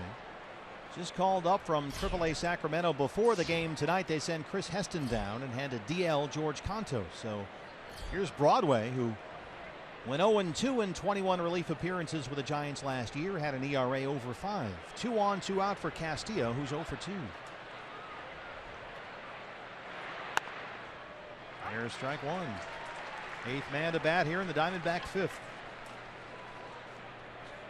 5 innings of work for Broadway down in Sacramento. Gave up 3 runs on 4 hits in his 5 innings of work this season. From Paducah, Kentucky. That's where Steve Finley was raised. Actually, Finns was born in Union City, Tennessee, but went to high school in Paducah. That's close to Robbie Ray territory. Robbie's a Tennessean. Out of Brentwood, Tennessee. 0-2 on Wellington Castillo. Peralta at second, Tomas at first. 3 runs in.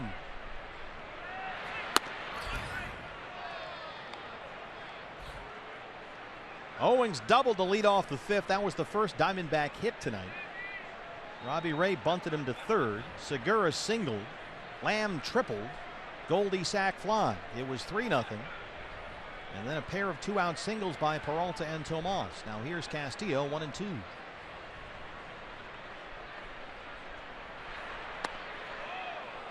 Take there, 2 balls, 2 strikes. A little bit of a knee buckle that time by Beef Wellington. Fortunately, the pitch dipped down below the bottom of the strike zone. Put some beef on the menu right here and bust this thing open. Castillo homered last night, homered Friday at Petco Park.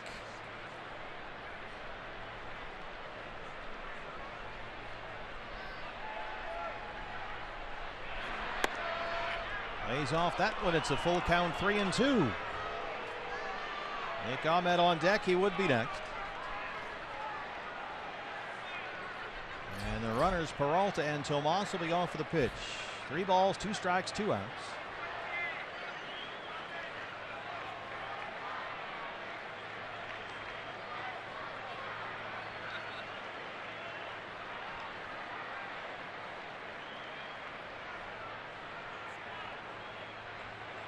Runners go. Check swing foul.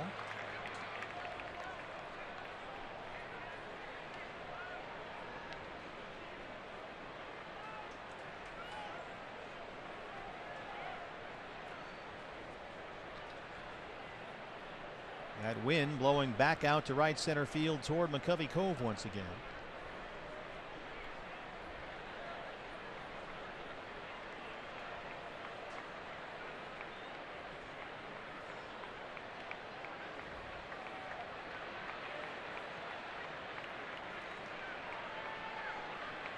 Runners take off. Castillo swing and a miss. And Trevor Brown completes the strikeout. So Broadway puts out the fire, but the Diamondbacks get 3. 5 hits in the inning, and the line was moving. Segura, Lamb, Goldie the RBIs. It's 3-0 D-backs.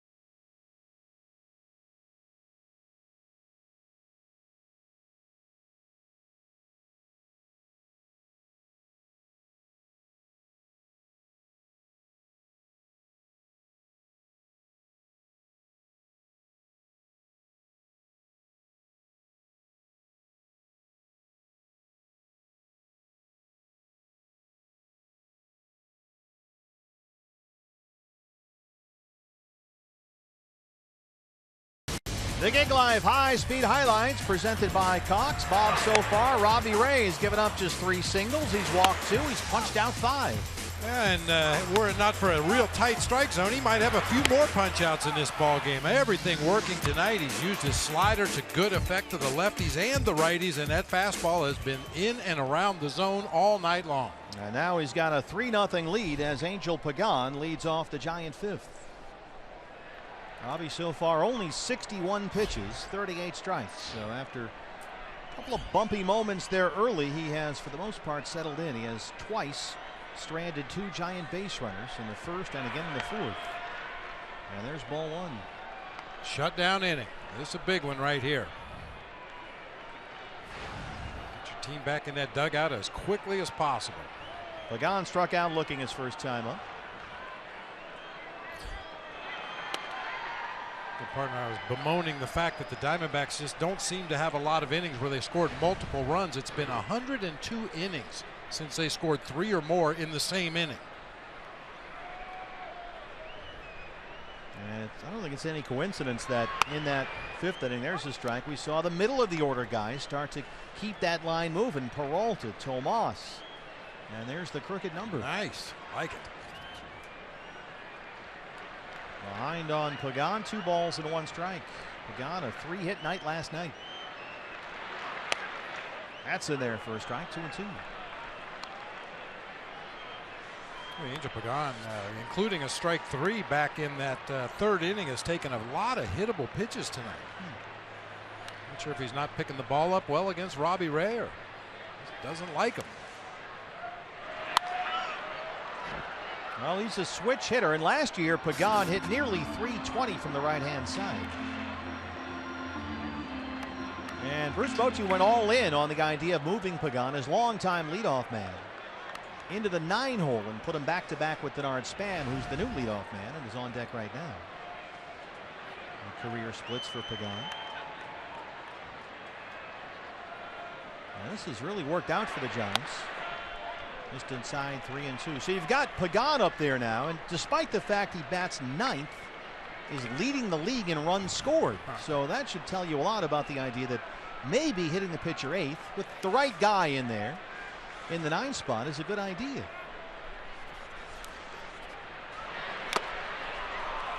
And Pagan strikes out. That's 6 strikeouts for Robbie Ray. 1 down in the 5th.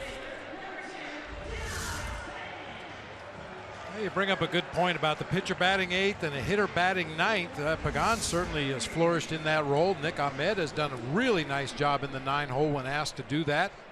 I think as we gather more information, more statistics, you know, maybe they can be a determination as to whether that's the right thing to do.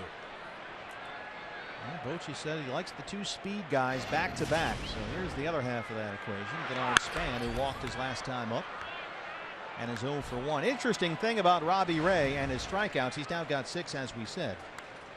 He's punched out 3 guys twice: Crawford, Kane, and now Pagan.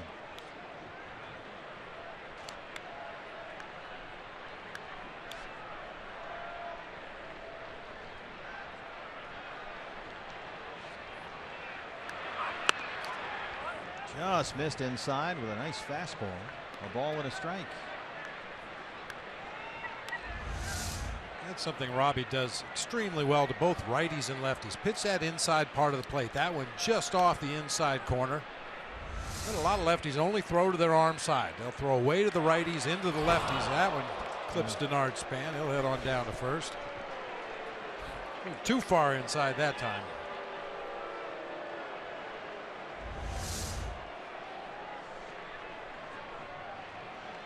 That one just came out of his hand funny. I'm not sure if he had a real good grip on that ball.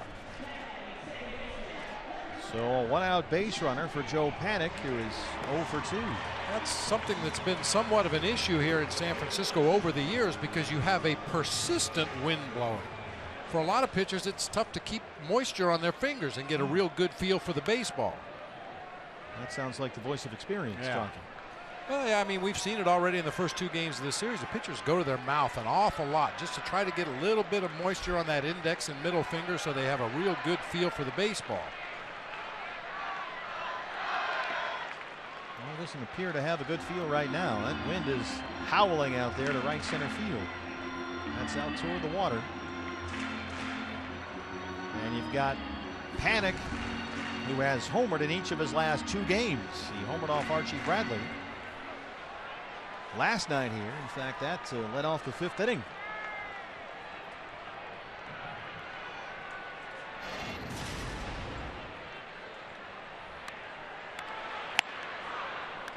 Took something off, 1-1.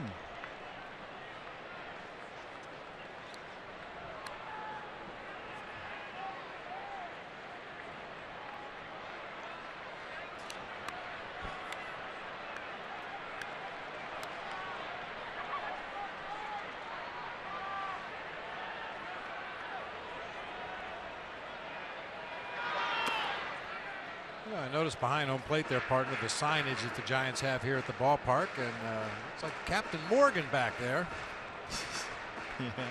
Who is Jeff Samardzija. He's back there hiding now. We can't really see him, but Jeff Samardzija is Captain Morgan. He looks like him? Yeah. With his foot up on the barrel there? Yeah, absolutely. One of those 3-cornered hats, and it's not a bad call right there. No captain, my captain. 2-1 to Panik. He's off that one. 3 balls and a strike. That looks like Samardzija. You're right. Samardzija's bubblegum card right there.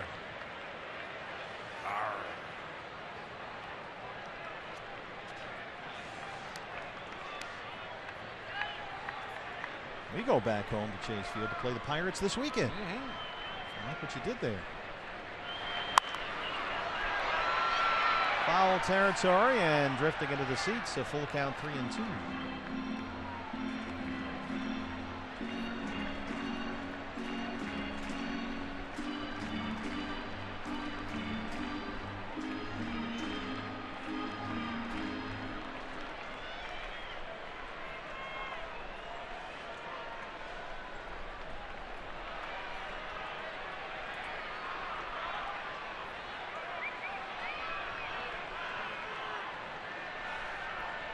Span holding all the way and Panik has a base hit. He dunks it into right. Span will head for third, and he is in there. Joe Panik has now hit safely in 5 straight. Giants have runners in the corners with 1 out for Buster Posey.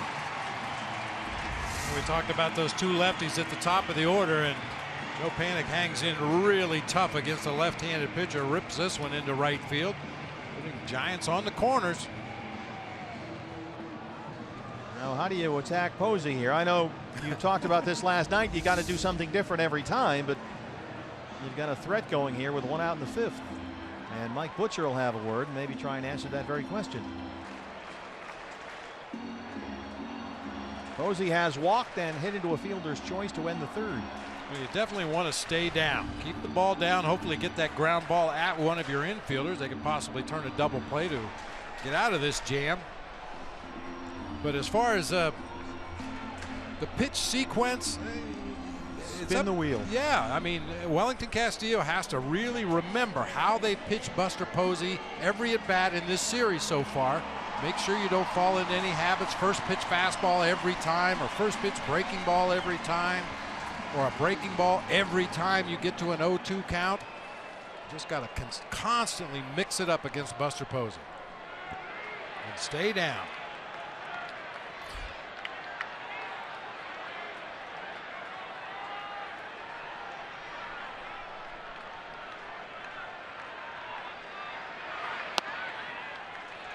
Ball 1. Now, even though he missed, that's a good location down there at the bottom of the knees, maybe a little bit lower. If he does swing at that pitch, probably going to put it on the ground.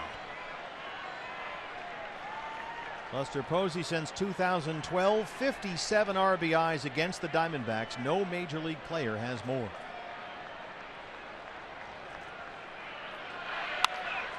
That's in the seats. Changeup, 1-0 changeup. Buster Posey geared fastball that time, saw a pitch up. Just able to get a piece and foul it out of play.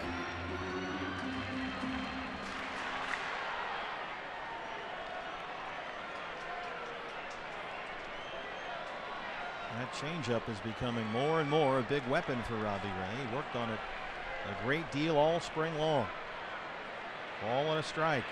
It's like a fastball inside here. Couldn't quite locate at 95, and it's 2-1. 80 pitches for Robbie, 47 strikes. Pitch number 20 in the inning coming up next. Didn't miss by much. But the good thing, so far Robbie's missed in his favor. He hasn't left anything right down the middle of the plate where guys can really tee it up. And a changeup.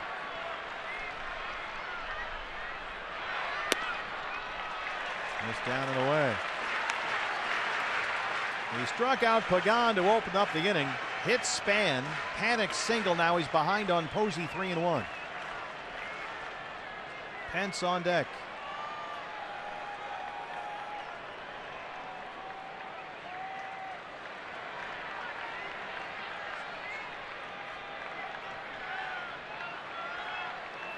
Bullpen will get busy for the Diamondbacks. Evan Marshall. Swing and a miss. Tied him up badly that time. 3-2. Every obvious fastball count, Robbie Ray has thrown something else. 2 times the changeup, this time the big slider on a 3-1 count. Boy, that's great to see.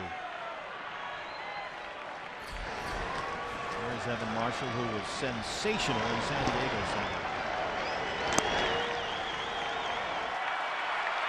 3 balls, 2 strikes. Out of play.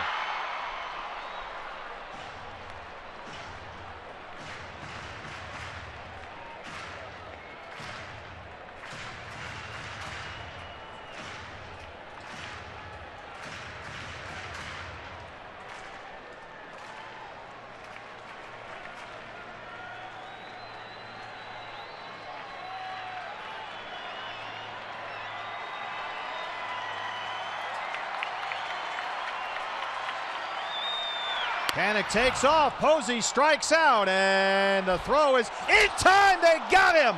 The strike him out, throw him out. Wellington Castillo erases Panik at second. And hold the phone. The Giants want to have a look. Pat Hoberg, the umpire down there. Diamondbacks are coming off the field. Ron Wotus, the bench coach, on the phone, and Bruce Bochy wants to challenge the out call at second. I was talking to Glenn Sherlock before the game, who works countless hours with Wellington Castillo on his defensive skills, and he said he's never worked with a guy that had a quicker release than Wellington Castillo. Sometimes the throws are a little short down there at second base, but Jean Segura last night and again here tonight makes a great play picking that ball off the grass. Looked like he might have just gotten the foot in underneath the tag. Well, it's a big call for the Giants, because if they can get the call overturned, they'll have runners at second and third for Hunter Pence in a 3-0 game. Looked like somehow, even though Jean had the glove there, the foot might have avoided the tag.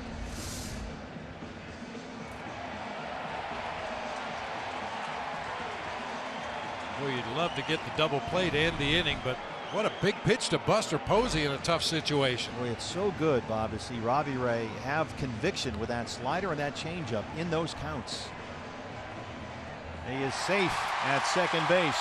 The out call is overturned. Posey strikes out. That's 7 punch-outs for Robbie, but give Panik the stolen base.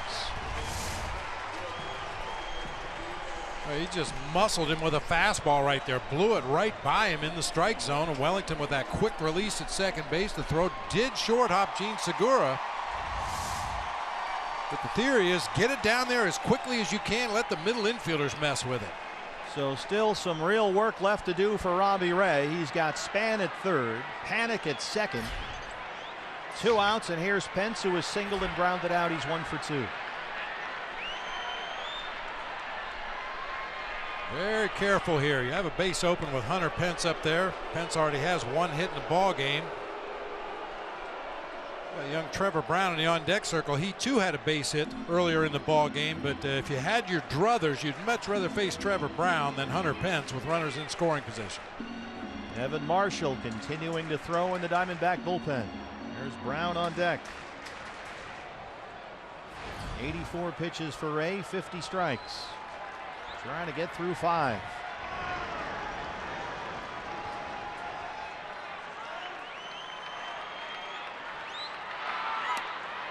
Ball 1. Pence has now hit safely, including tonight, in 8 of his last 9 games.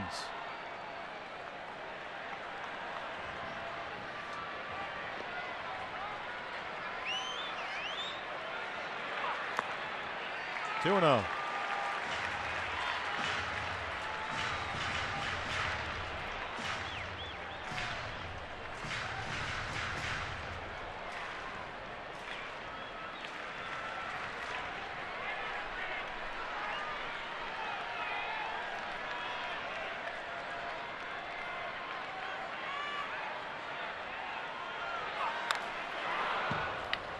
There it is again.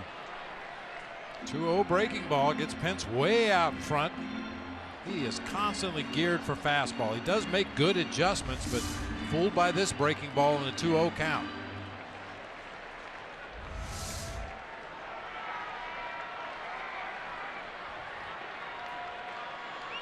25th pitch of this inning for Robbie Ray. A little dribbler right to shortstop. Ahmed has it, and Robbie Ray walks the high wire, but strands 2. He is through 5 in San Francisco with a 3-0 lead.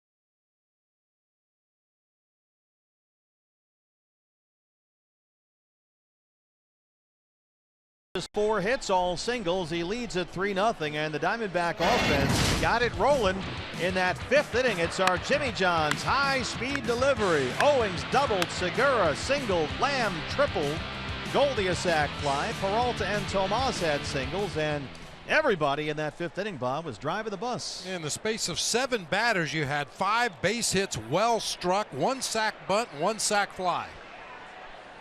Now Nick Ahmed will lead off the Arizona 6th against Mike Broadway. Robbie Ray, pitcher spot, due up 3rd in this inning. Nick has twice popped up. He's 0 for 2. Make it 3 pop-ups. All to Panic at second base. No, Pence will take this one. 1 pitch, 1 out.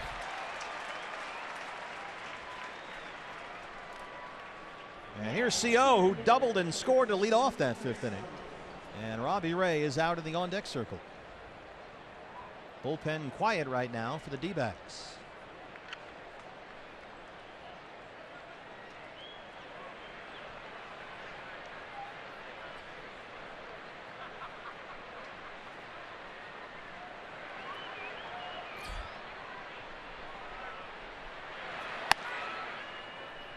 Yeah, you see Nick Ahmed pop the ball in the air to the right side 3 times in the ball game tonight. When Dusty Baker was a hitting coach here in San Francisco with the Giants, he used to talk about changing your sights. Sights. It seems like Nick's hitting the bottom of the baseball. I mean, he hit that last one on the barrel, but he hit it straight up in the air. Hitting the bottom half of the baseball as Chris Owings drives one into right field for a 1-out base hit. So Dusty used to think about hitting the top of the baseball.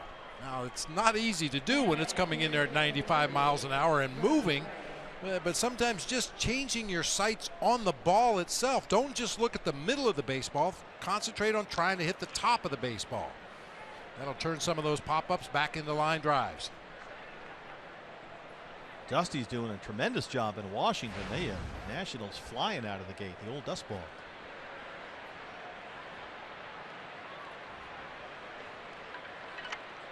He's a fascinating guy to talk to. Duffy coming in from 3rd. Giants bullpen will get busy again.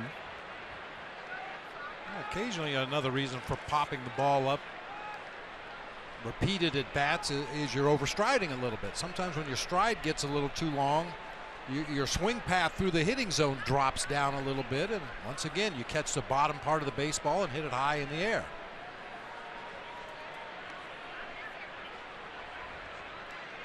Well, lefty Javier Lopez springs into action down there. Matt Duffy halfway in at 3rd base.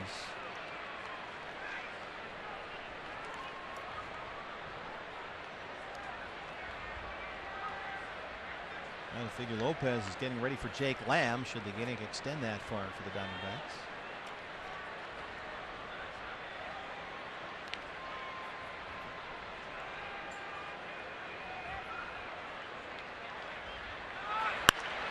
Robbie slaps it foul.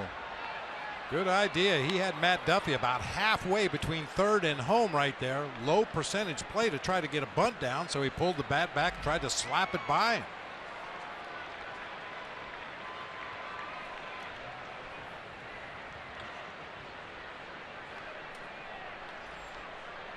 I wouldn't be a bit surprised to see him put the bunt back on here on the 0-2 pitch.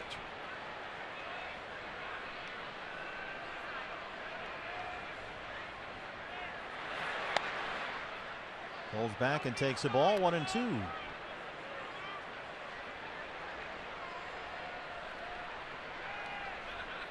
I'll tell you what, Chris Owings starting to heat up. CO last night had his first multi-hit game of the season. He's got another one tonight, including his first extra base hit this year, his double in the 5th. Chris Owings' bat starting to pick up, make some noise now. Yeah, it's a good time for CO to get hot. He figures to get the bulk of the playing time out there in center field. Maybe David Peralta from time to time will slide over and man center field, but it's probably going to be CO. A good time to heat up. CO and Yasmani Tomas over the weekend in San Diego out there very early with Chip Hale working on extra batting practice, and we've seen the results the last couple of days.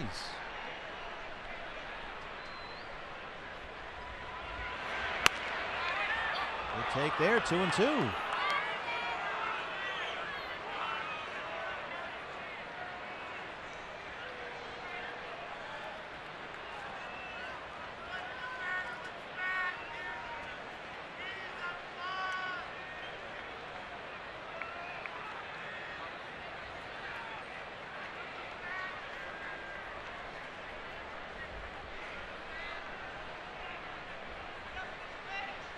Owings takes off for second, and Robbie Ray slaps it into left, a base hit.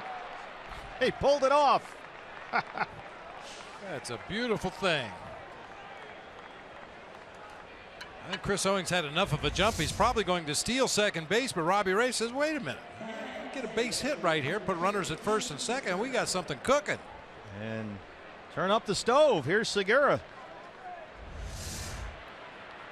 Owings at second, Ray at first, nobody out. Diamondbacks, after getting 3 in the 5th, threatening again in the 6th. They now got 7 hits. Segura an RBI single. He scored a run last time up, 1 for 3. Robbie Ray's first hit of the season. 0-1.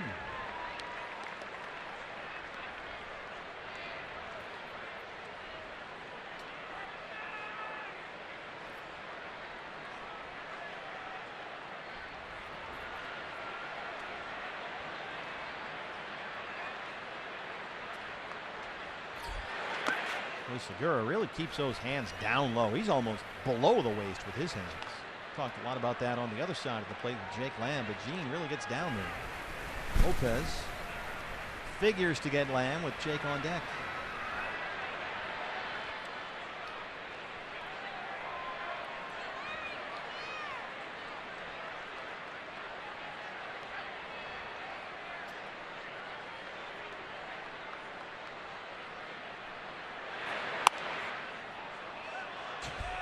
Not sure what happened there. I think he got fooled a little bit right there. He had back-to-back sliders to start the sequence. Tried to pull an Eddie Goodell right there. Yeah, looking fastball right here, and they got knee buckled and just goes down into a crouch. Yeah, that's a ball. It's head high. He actually got down into a lower crouch, and Trevor Brown is behind the plate. 2-1.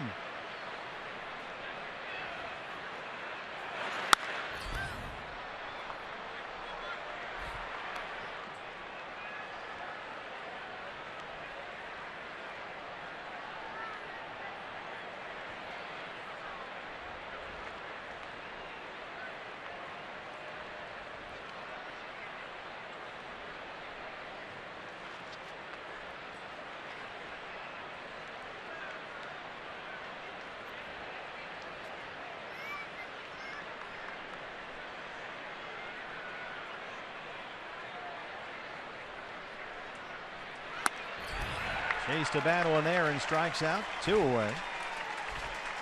And now we'll see if Bruce Bochy with Jake Lamb coming up goes to his lefty. He will indeed. He wants Lopez.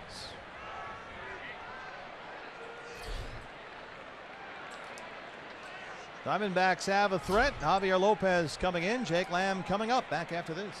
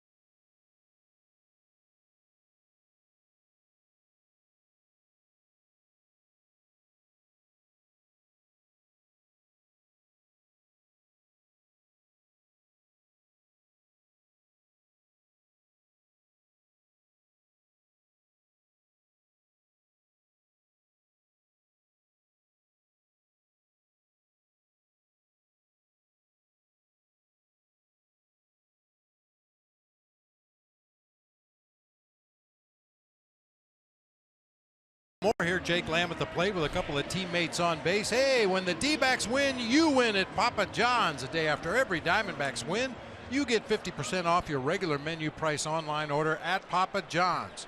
Enter promo code DBACKS50 at papajohns.com.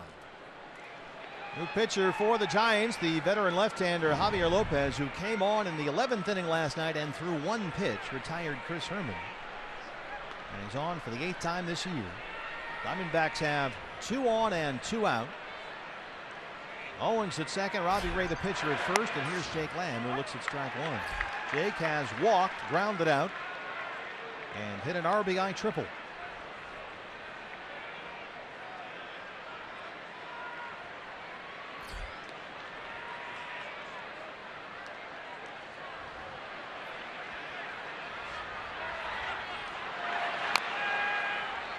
Lopez quickly ahead, 0-2. Lopez, very definition of a loogie.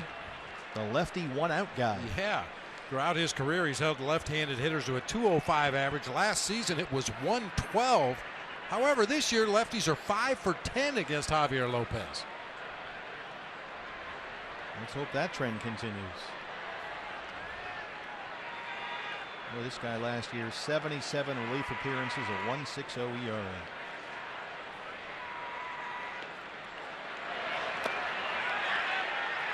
Yes, he went, says Brian Knight down there. So Lopez comes in and strikes out Lamb to end the 6th, and the Diamondback threat, but the D-backs lead it 3-0.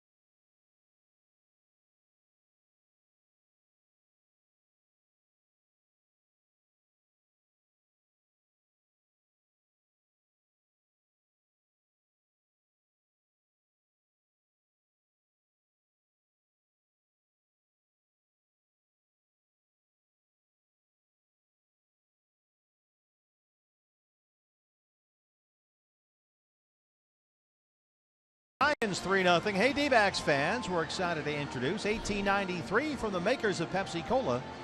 It's a premium cola inspired by the original Pepsi recipes and features premium cola extract and fair trade sugar. Pick one up at your local retailer today. 1893 from the makers of Pepsi Cola. Let's go downstairs to Jody. Jody. Yeah, Steve, congratulations to our colleague Todd Walsh. He's been nominated for Silver Circle for the Rocky Mountain Emmy Awards, and he has been voted in. And I know Todd was very surprised earlier today. Just want to say congrats to Todd.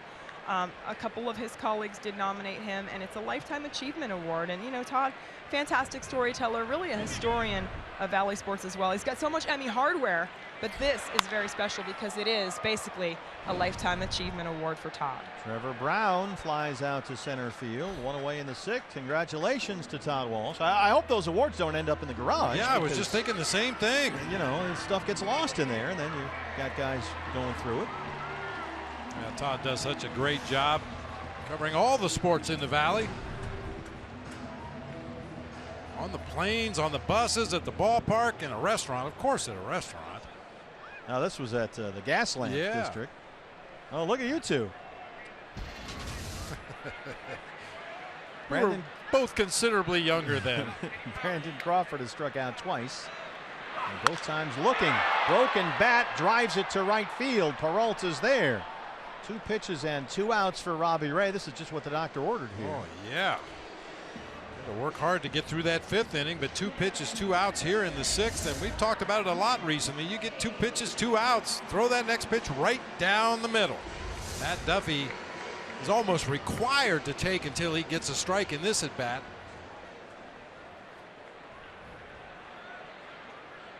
Duffy singled his last time up.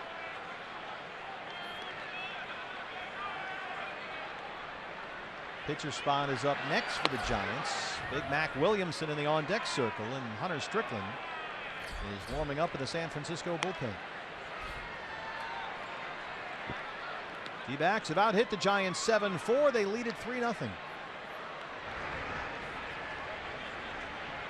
Hunter Strickland worked an inning last night. It did not go well through 28 pitches. Gave up 2 runs on 3 hits. There's the strike, 1-1. Diamondback bullpen quiet right now. Robbie at 92 pitches, 55 strikes. So far he has given up just 4 hits, all singles. He's walked 2 and struck out 7. And he's ahead of Duffy 1-2.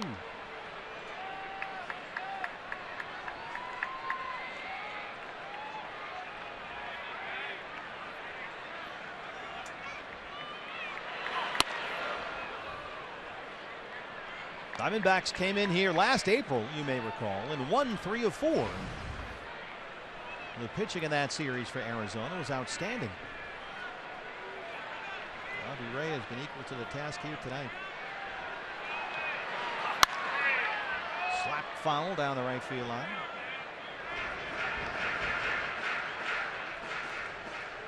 Duffy 7 hits in his last 42 at bats up there, trying to find it right now.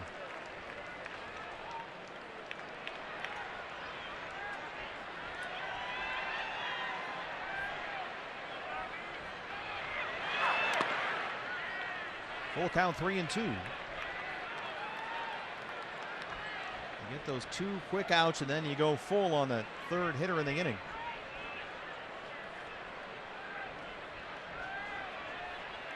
Giants have had only 1 base runner reach 3rd in the entire ball game so far against Robbie Ray. 3-2 pitch. And that's a base hit for Duffy. Boy, he got a mental health break last night. And it worked. He's 2 for 3 tonight, starting to fight his way back. And now we'll get a look at Mac Williamson. Bullpen still quiet for the Diamondbacks, but things will heat up again down there.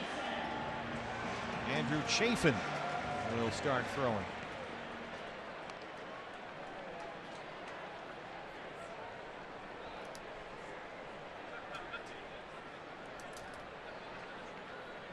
Mike Butcher's going to head out to the mound, use his 30 seconds to allow Chafin to get started down in that bullpen.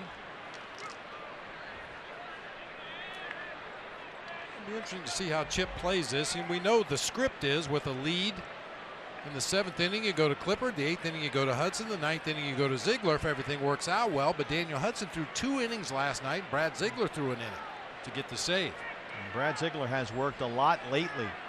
They asked Chip Hale before the ball game today, is Brad available? And Chip was fairly non-committal. He said, let's see. He didn't want to rule him out, but you could sort of tell he didn't want to have to use Brad tonight if he could help it. Brad has pitched an awful lot. He's already got 3 saves on this road trip. And he threw, I think it was 39 pitches Saturday in that marathon game at Petco Park. Yeah, 39. He worked 2 innings. So here's Williamson. Duffy at first, 2 outs. And we've talked about this before. If indeed he wants to stay away from Brad Ziegler and there's a save opportunity to be had, it's nice to know that Tyler Clippard's been in that situation before, has handled the closer's role. Not sure if Daniel Hudson would be locked and loaded tonight after throwing 2 innings last night.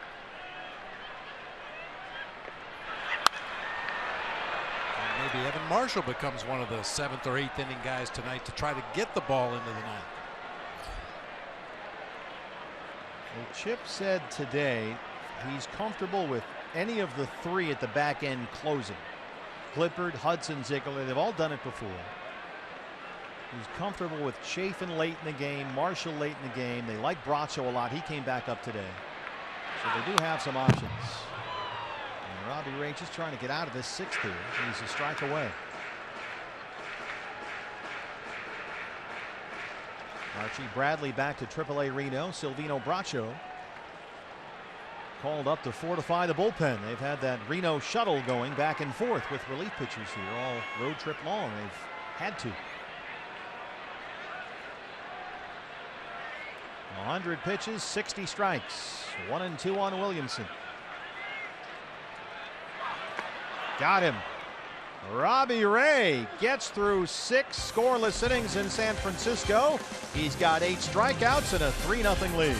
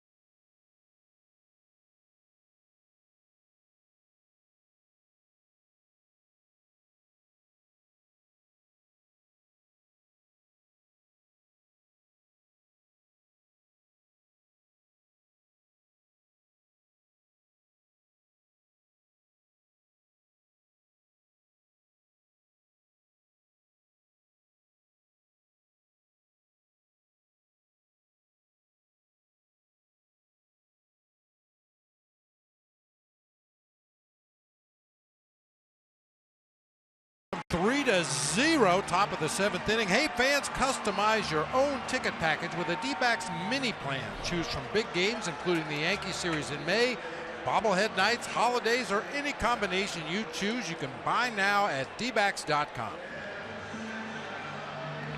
7th inning in San Fran, and here's the big right-hander Hunter Strickland. We saw him last night. He worked 1 inning.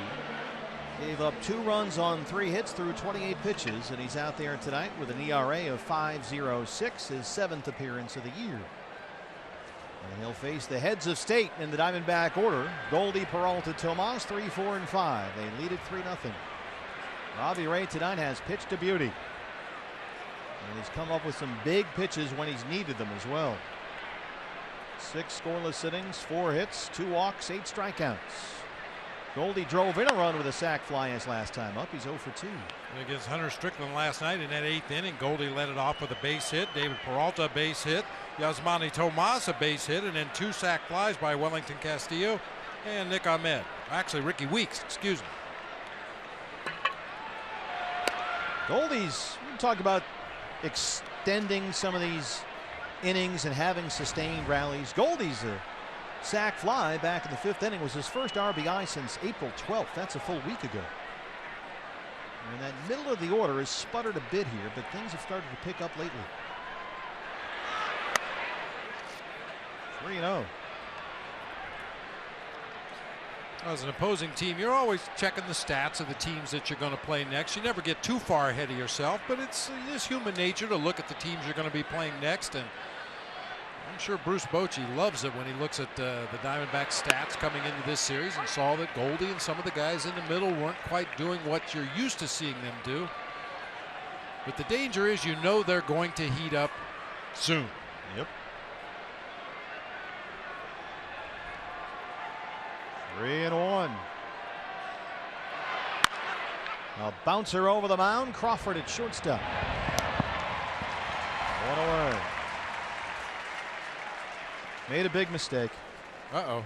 Went back. I waited too late to go back to the media room. Out of cookies. Cookies all gone. Yeah, John Miller and Fleming and your boy Smoothie.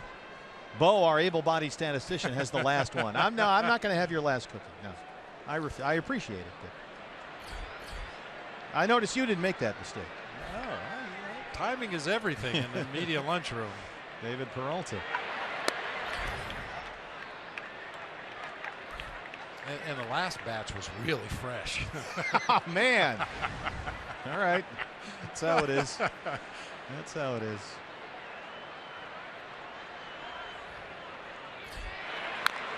We have the video of Bob making 4 errors in 1 inning. Oh, please. No. We have to save that for September. Yeah. Andrew Chafin warming up again in the Diamondback bullpen. And a bunch of lefties coming up. Pagan, the switch hitter, will lead off the San Francisco 7th, and it's Span and Panic. So it looks like Chafin will get the home half of the 7th here. 1-1 on Peralta. On a hop right to Joe Panic. 2 down.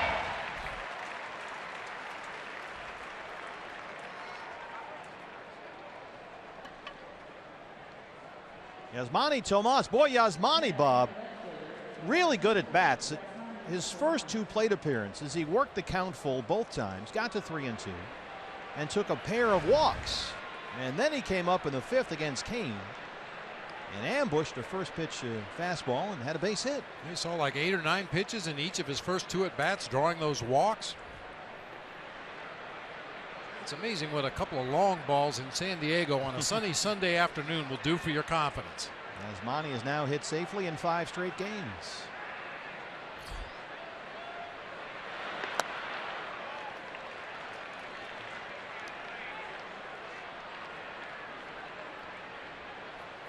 It's a good shot of Andrew Chafin warming up.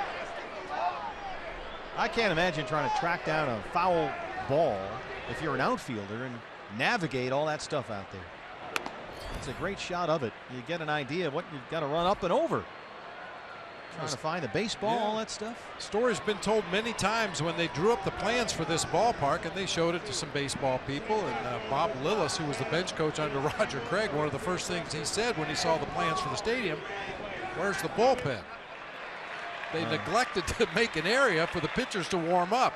Generally, it's behind the outfield wall or somewhere out of play, but much like Wrigley Field, the bullpen mounds and home plate and benches and everything are right out there on the field of play. There's Garvin Alston on the left, the Diamondbacks' new bullpen coach this year. Tomas chases that one, so a very different inning for Hunter Strickland. A 1-2-3 7th. We stretch in San Fran. It's 3-0 Diamondbacks.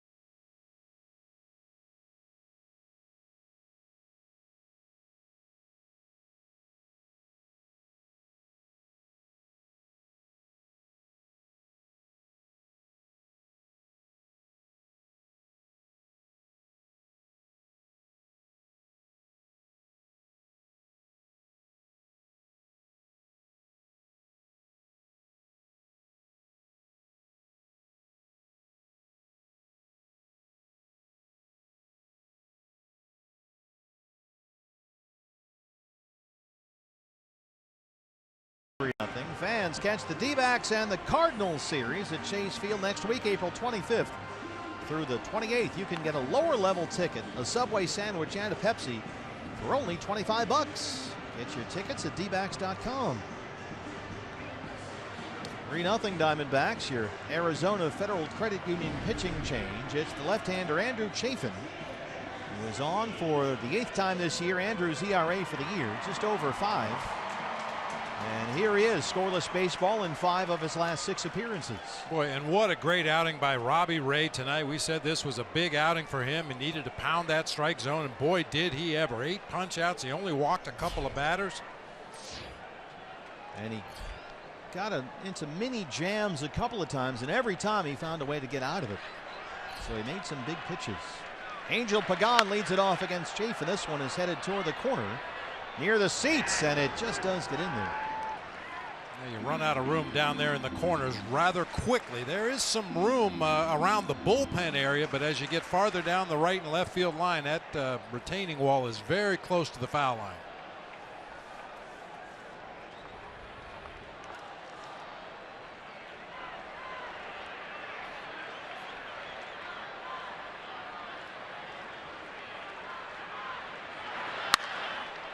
Same spot. Well, Pagano's already struck out twice tonight, and now he's down 0-2. Left-hand hitters behind him in Span and Panic, so that's the reason Chafin is on. Giants have a lefty warming up right now in their bullpen. Steven Okert is throwing for San Francisco. Just called up from AAA Sacramento today, and may tonight make his major league debut. There he is. Just a 24-year-old left-hander.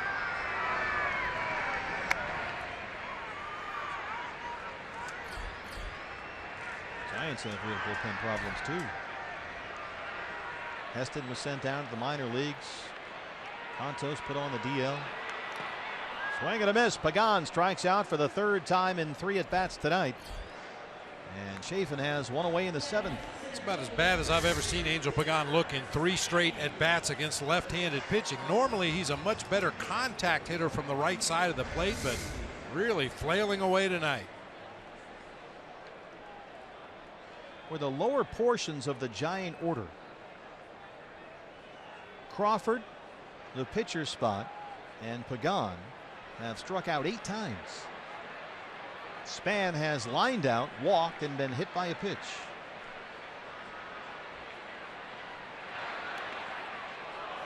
Ooh, that one really got Todd Tishner back there.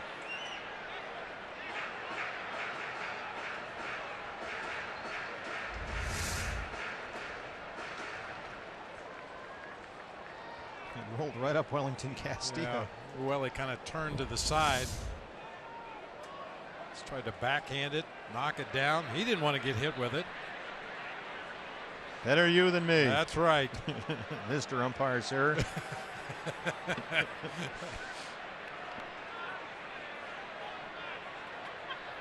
Span's got that front foot thing going again you talked about last night. That looks like it hurts. Right back to the mound, and Chafin sticks the glove out there, and the baseball finds it. 2 outs.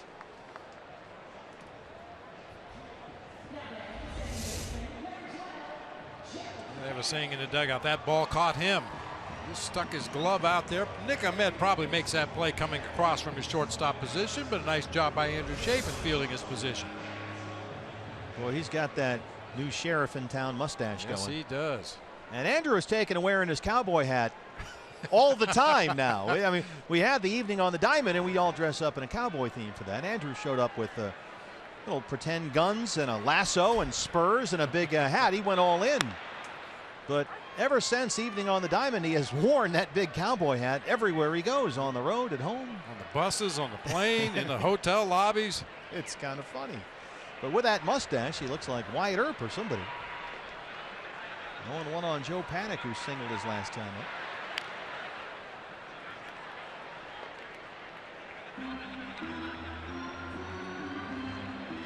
Just sits out by his trailer like he's at the OK Corral or something. All right then. They're back. Yeah, they're making their first appearance. So the first few Seagulls have started to trickle in after last night's horror show.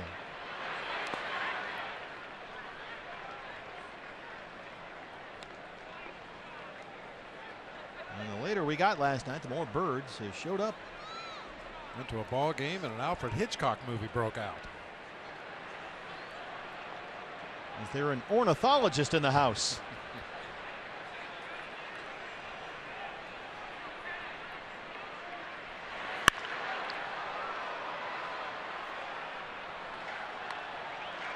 You think they would have an ornithologist here on staff to try and figure this out. I know they've tried all kinds of stuff. They used to have a problem at Wrigley Field with the Seagulls late in the ball game, and they tried, fake owls up on the roof. They even started playing hawk audio tapes. I've tried both of those things at my house. They don't work. Yeah, they sit on top of the owl. I got a pigeon situation. Swing and a miss. 2 strikeouts in the inning. A 1-2-3 seventh for the Sheriff, Andrew Chafin. Hey, that might work. I like it. 3-0 Diamondbacks.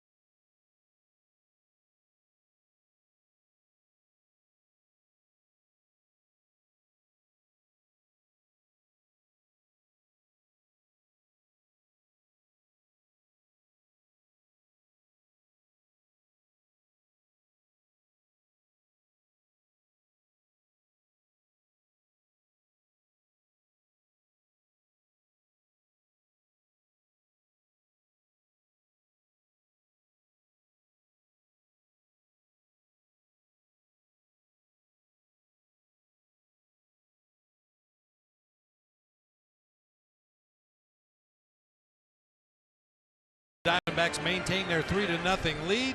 Hey, dogs are a big part of Chase Field this season. The new PetSmart patio is a destination spot for dogs each Sunday game, and the annual Bark at the Park event is Sunday, May 1st, presented by Aviderm and Nylabone.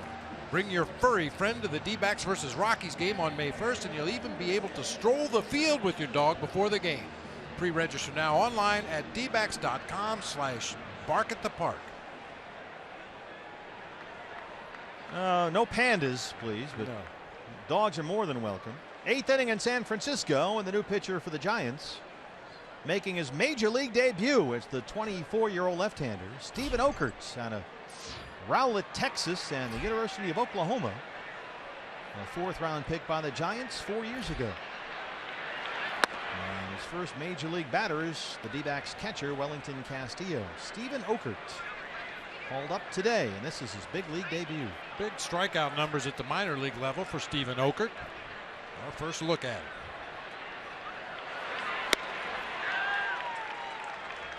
Evan Marshall will go down to the Diamondback bullpen, and he will start warming up. He was throwing earlier in the ball game when Robbie Ray was in a bit of a jam back in the 4th. 1-1 on Castillo, who's 0 for 3. Roger and Tammy Okert, Steven's parents, on the left there.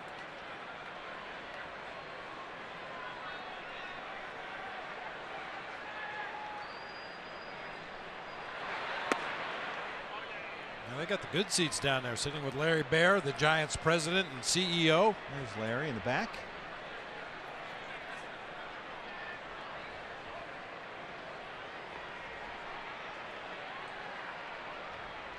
Larry Baer tells a great story. And Okert walks the first man he faces. Larry Baer, who's done a tremendous job here in San Francisco. He tells a great story about working at a college radio station, and he noticed that Charlie Finley of the A's had no radio deal. So he calls up Charlie Finley and says, hey, my name is Larry Baer, Mr. Finley, and I'm calling from such and such college, and we'd like to broadcast your games. Well, kid, send me $1. So he sends Charlie Finley $1, and they worked out a deal. It was a public radio station, a college station, and they did the A's games for a while. And Zamet hits into a double play. So Okert erases that leadoff walk. Mom and Dad on their feet, quickly 2 down. So that's how he got started in baseball, and now he's running the Giants. Yep.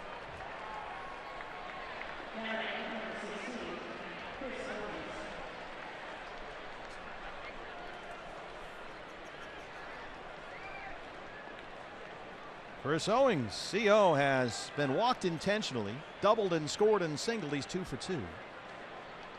Pitcher spot due up after that, and Ricky Weeks Jr. in the on-deck circle.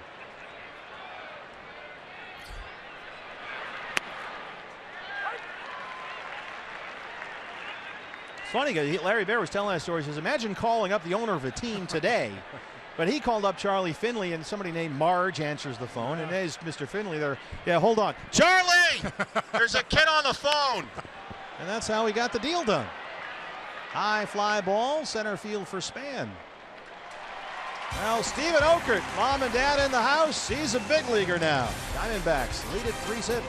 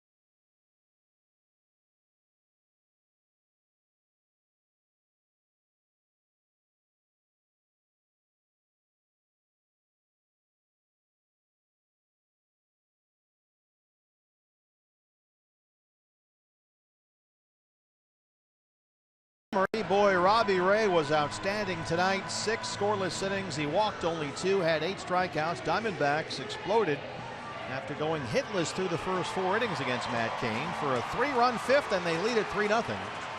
And on the mound here in the home half of the 8th, it's the right-hander Evan Marshall, who was shut down dominant, the best way to describe his last appearance Sunday in San Diego. When he retired all 6 Padres he faced, his first big league appearance since he was struck by that line drive in Reno, or with Reno, last August. He was electric. Posey leads it off. Go to Jody. And Steve and Janet Marshall are here in the stands tonight along with his wife Allie. You can see Allie and then Janet and Steve. Steve's on the phone or texting. I was just texting with Janet. She said Evan is a walking miracle, and she said that of course it was the worst day and the worst couple of weeks of their lives, but they are just so glad to see Evan back here in the major leagues doing what he loves best. And it's hard sometimes for them to talk about it, but they've really been amazed at how Evan has opened up, shared his story, and helped others who maybe have had a brain injury or had to recover. And so this is a dream come true for them to see him here. Of course, they live here in the Bay Area, And it's just great to see him back out on the mound and them to be able to share in it. Yeah, Evan Marshall pitched at Kansas State, but he's from Cupertino, California. Posey a leadoff single. Just the 6th hit for the Giants, all singles. And now here's Pence, who's 1 for 3.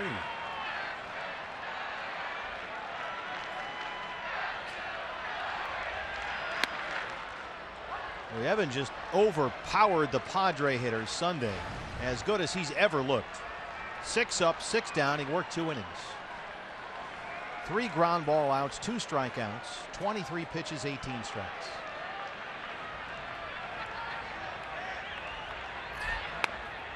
Ahead of Pence, 0-2. Change up from Evan Marshall. Kind of a hanger, but got away with it that time. I mean, when you have a reputation of being a fastball slider pitcher, a power guy, and you throw a changeup, it's going to lock up a lot of good hitters.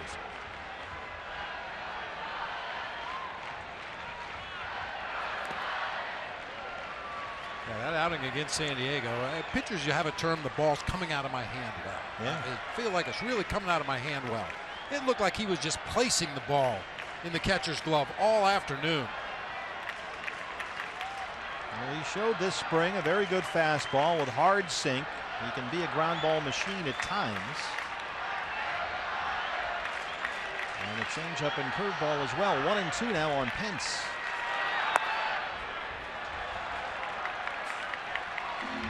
Trying to go back to the change right there. Pence with a little better look at that one.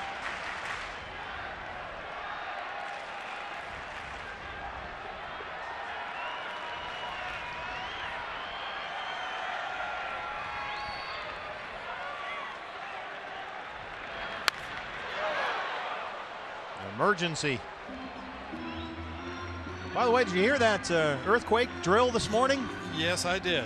I was sitting there in the hotel, and all of a sudden it's not a little like a squad car thing. It's a siren, man, and then it turned out to be just an earthquake siren test. But just a warning. It went on a little longer than I was comfortable with, frankly. 2-2.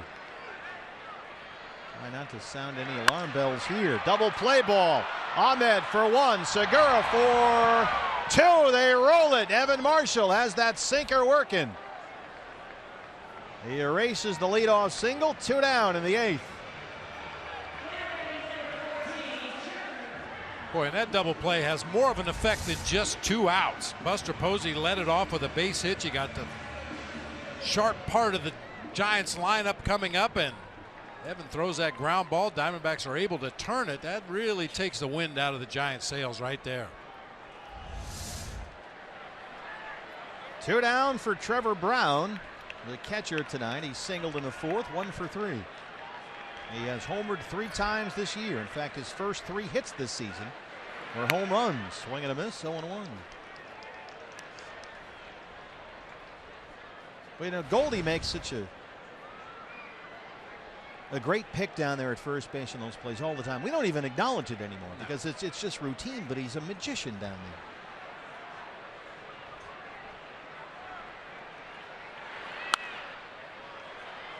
there. 0-2.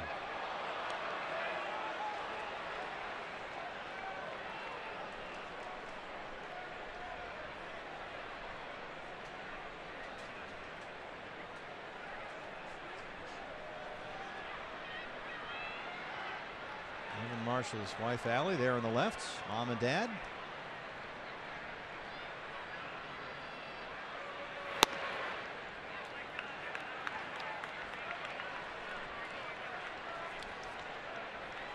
Diamondbacks in the 9th will have the pitcher's spot. Then the top of the order, Segura and Lamb.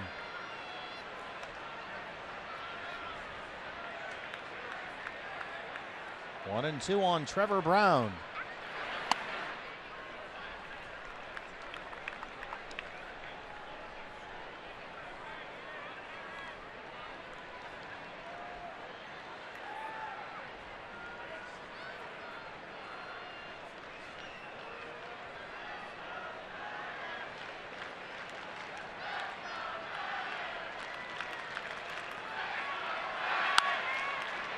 Giants really scuffling right now. They're starting to feel it a bit here. They've lost 5 in the last 6.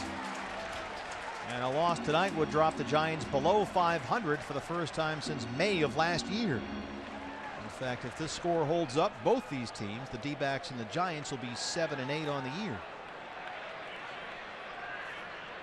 Diamondbacks trying to win their 3rd in a row. 2-2. Full count.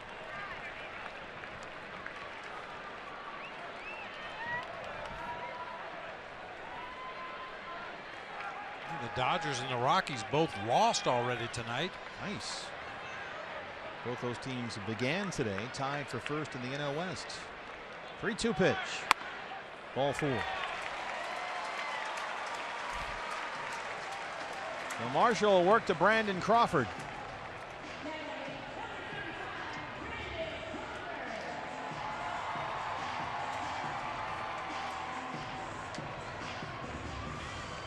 Crawford is 0 for 3, struck out twice, both times looking against Robbie Ray.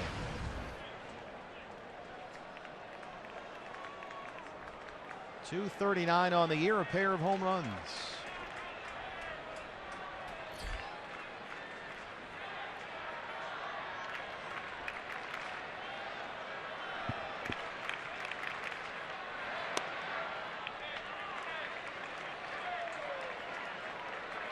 Bullpen will get busy. Tyler Clippard goes down there now.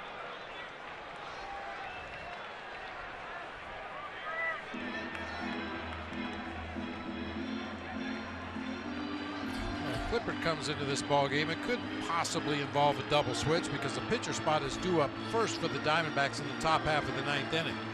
Tyler last pitched in that marathon game Saturday night in San Diego. Mike Butcher. Mike, your time is up. Here comes Todd Tishner. Evans all smiles out there. He's all smiles all the time now. He never walks around without a smile these days. He is well aware of the gift that he's been given, and he intends to take full advantage on the field and off.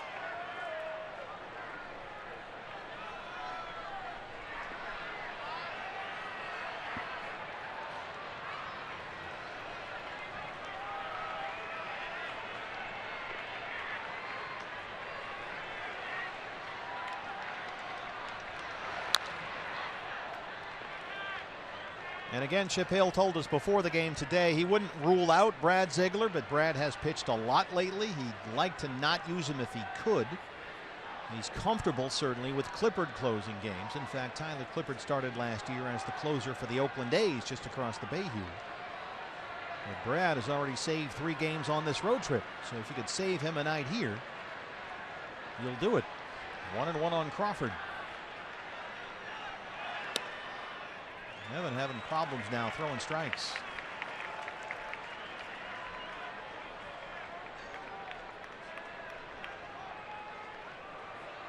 So maybe a 4-out save in the works for Clippard. We'll see.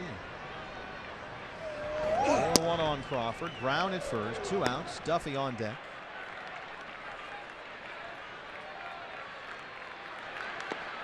Swing and a miss. 2-2.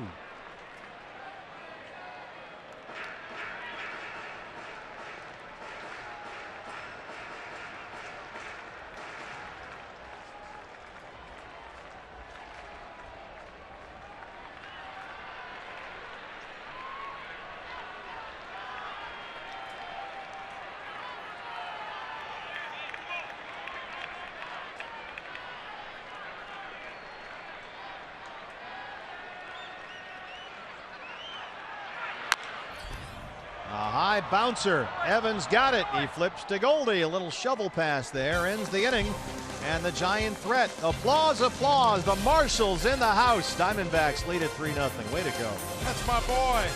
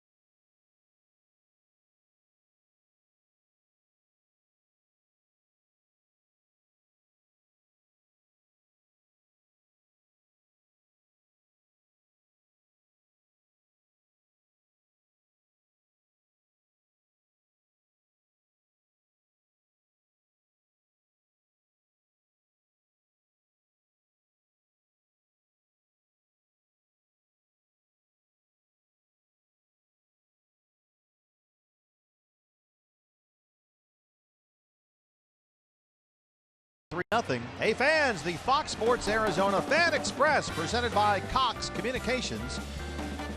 It is back and it is ready to take you to a D-backs game. Just stop by this month's participating Cox Solutions store in Phoenix on Bell Road. And there you can enter for a chance to win 2 seats on the Fan Express bus. You get round-trip transportation to the Diamondback game on April 30th. And they'll play this really hip swinging music for you on there too. I like it. This is my jam, man. Registration ends April 25th. So get on the bus, Gus. More information, foxsportsarizona.com. Evan Marshall keeps the Giants scoreless, and we head to the 9th. Ricky Weeks Jr., 2 for 9 with a double to start the year, will hit for the pitcher. And it looks like Tyler Clippard will close. He is still warming up in the Diamondback bullpen. Ricky drove in a run last night, had an RBI sac fly and a pinch hit appearance.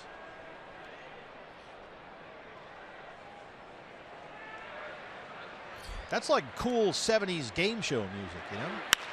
Look out, that's a hot shot. Fair ball down the left field line. And Ricky Weeks pulls into second with a leadoff double.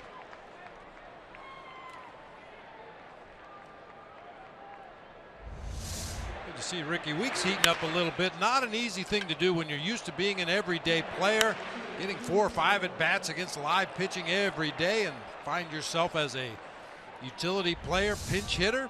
Ricky Weeks with a leadoff double here in the 9th. A couple more runs wouldn't hurt anything. Gene Segura. Well, Segura is slumping. He's only got 1 hit tonight. Oh, jeez. RBI single he scored in the 5th, 1 for 4. Diamondbacks do have Silvino Bracho back in the fold here. He was called up from Reno after Archie Bradley was sent down. So they are going to stick with 13 pitchers, and Chip told us today they'll stick with 13 pitchers for a while. They really don't have a choice here, considering the way things have gone. So Bracho could be an option if you pad this lead a bit here. But Clippard continues to throw in the bullpen. And Chip said it was no big deal. Archie was not going to be able to pitch again for a while anyway. But they really like the way that fastball is coming out of Archie's hand. They don't think he was missing by a whole lot. It wasn't a horror show, just a tweak here or there. Get that command down a bit more. That 13-man pitching staff, I've become a believer that unless you have about a half a dozen off days in April, you should start the season with 13. And they only had 1.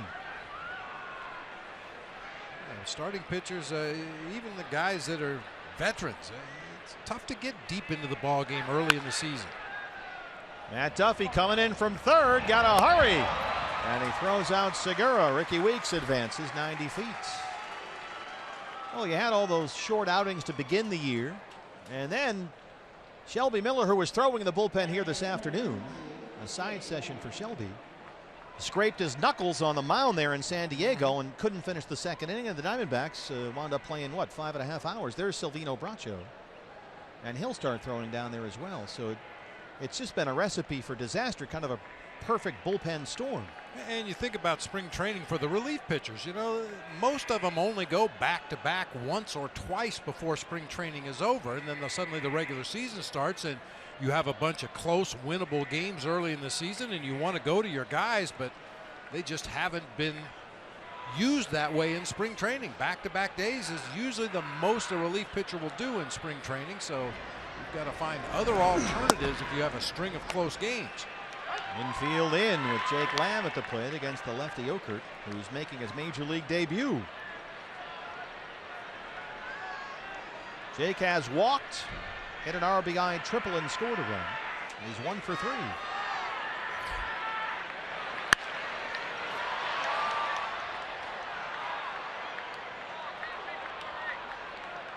And Silvino Bracho had a bit of a meltdown on opening day against the Rockies at Chase Field. Went to Reno and pitched very well.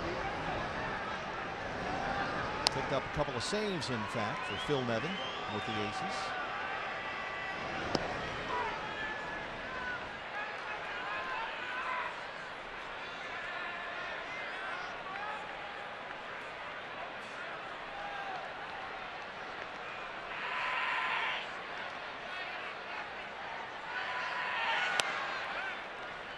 Boy, Ricky wandered a little too far off the bag for Trevor Brown's liking and had to scamper back there. Got to be careful. Clean throwing lane for the Giants catcher right down that third baseline if he thinks Weeks is getting too far off. Matt Duffy drawn in right at the edge of the infield grass and close to the bag at third. Jake trying to pick up another RBI. 2-2. Your buddies are back. Yeah, here they are. Circling.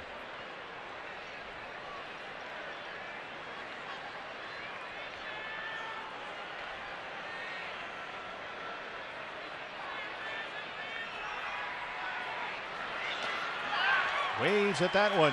Strikes out. Second strikeout for Lamb tonight. 2 down.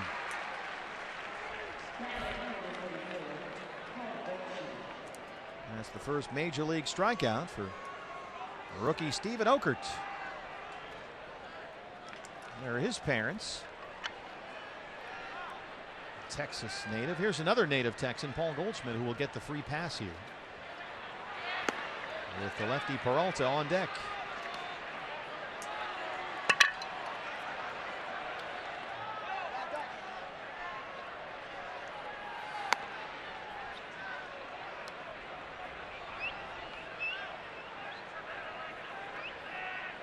Diamondbacks trying to hang on here. They lead at 3-0 in the ninth. If they can get this win, they will improve to 5-3 on this 10-game road trip, with 2 more left to play. And they have Zach Greinke going tomorrow against Madison Bumgarner. Don't miss that one. Yeah, this is an old-fashioned West Coast swing, what they used to call it. Teams would play all 3 West Coast teams on the same road trip, and even though the Diamondbacks are not that far away from the West Coast, this is a legitimate West Coast swing. How about this? I got a shocker for you. Our able-bodied statistician Bo has come up with this one. This is the first Goldie intentional walk of the year. Wow. He had last year, I think he had 107. But that's number 1 in 2016. Well, this one was pretty much a no-brainer with a left-handed hitter on deck and the rookie left-hander on the mound. So you've got Weeks at third, Goldie at first. 2 outs, and here's Peralta. Singled in the 5th. He's 1 for 4. And there's strike 1.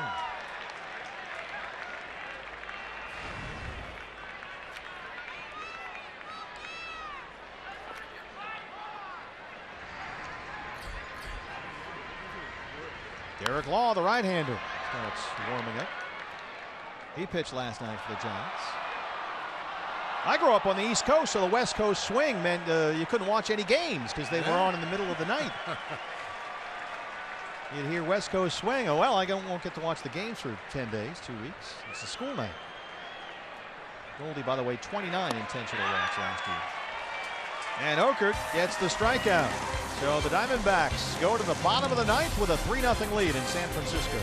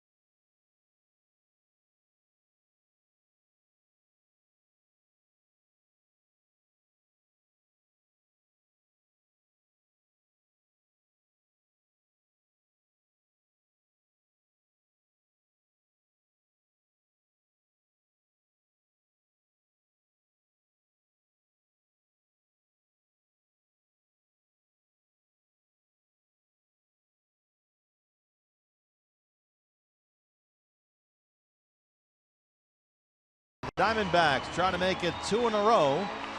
over the Giants. Get their 5th win on this road trip. And out there to close with a 3-0 lead is the veteran right-hander Tyler Clippard. 5 straight scoreless appearances to begin his D-backs career. He'll face Matt Duffy, a pinch hitter for the pitcher spot, and Angel Pagan, the first 3 scheduled hitters. Now you may recall Tyler Clippard, after 7 years with the Washington Nationals, twice an All-Star, primarily as a setup man, began last year with the Oakland A's, and he was the A's closer for the first half of the year. He had 17 saves in Oakland last season, and then was traded at the deadline to the Mets, wound up pitching in the World Series. But in terms of closing out a 3-0 lead, this is hardly unfamiliar territory. He's going to do the same thing whether he's pitching the 7th inning or the 8th inning or closing out a 3-0 ball game. He's going to pound that fastball and straight change up in there. Be unpredictable with the changeup. He'll throw it in any count. Matt Duffy will lead off the 9th. Pitcher spot is due up after that. Brandon Belt is in the on-deck circle, and then it'll be Angel Pagan. Duffy has singled twice, 2 for 3. Ball 1.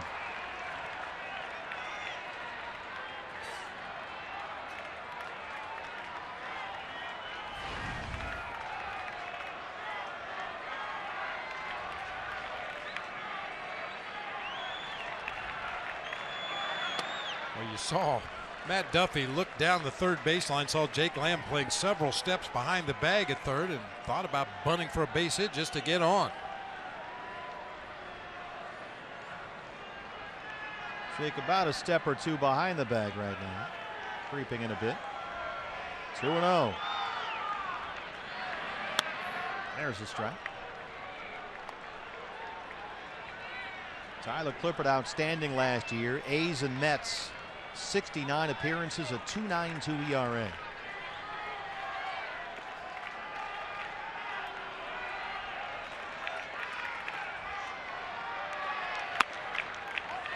Eyes up, Duffy inside, but missed, and it's 3-1.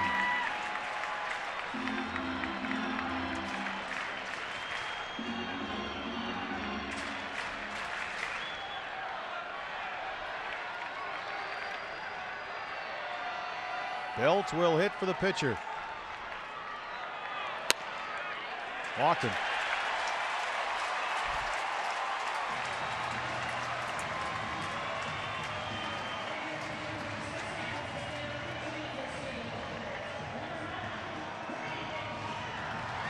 So here's Brandon Belt. 308. He's got 3 homers. Belt on base 3 times last night, a walk, 2 singles. He's hit safely in 7 of his last 8 games.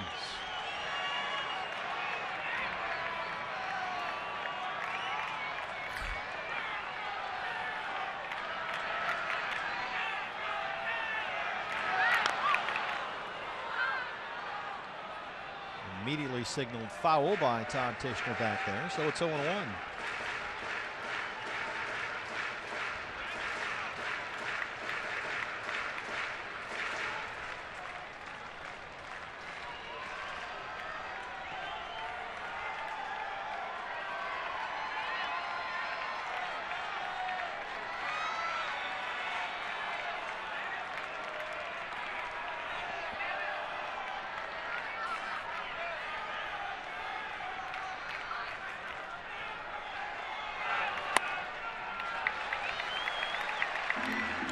Not as fine with that changeup so far from Tyler Clippard as we've seen in previous outings this season. He's left a few of them up there above the belt. Dangerous territory for an off-speed pitch.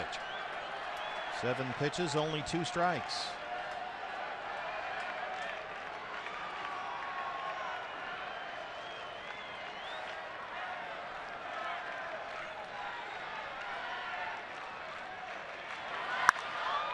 In the seats.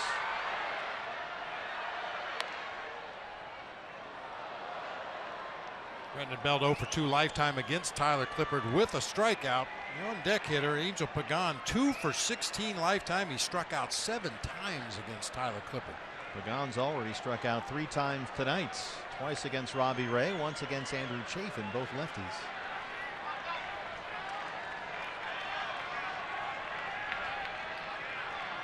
1 ball and 2 strikes on Brandon Belt.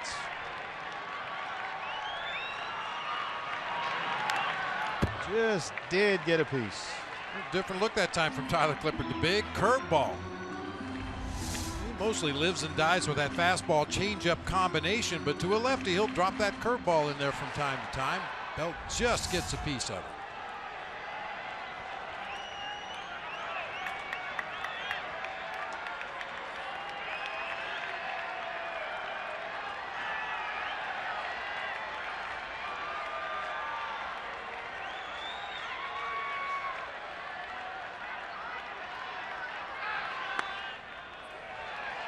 Lays off 2-2.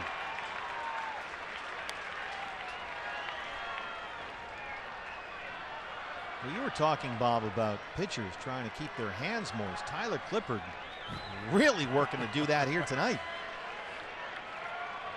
That wind just constantly dries off any perspiration you may have on your body, on your arm somewhere. A lot of times a guy will reach to the back of his left hand in the case of a right-handed pitcher and get some perspiration on their fingertips. Tyler Clippard rubbing his entire throwing hand down his tongue. Fly ball, center field. Chris Owings. He's got room in left center. And he runs it down, 1 away. Tyler Clippard is an extreme fly ball pitcher. That's how he gets most of his outs. And he got a big one there. Here's Pagan. 0 for 3 with 3 punch outs tonight. In fact, he has struck out 7 times in his last 3 games. And he will bat from the left-hand side for the first time tonight.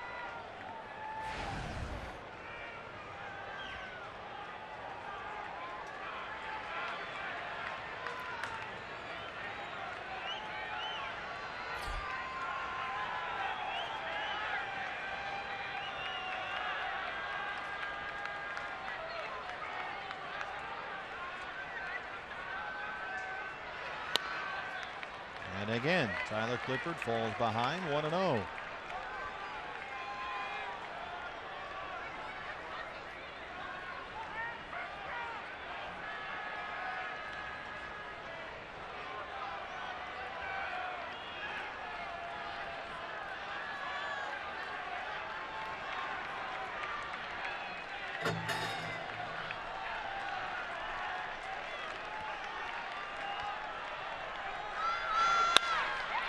Double play ball here. Ahmed Segura.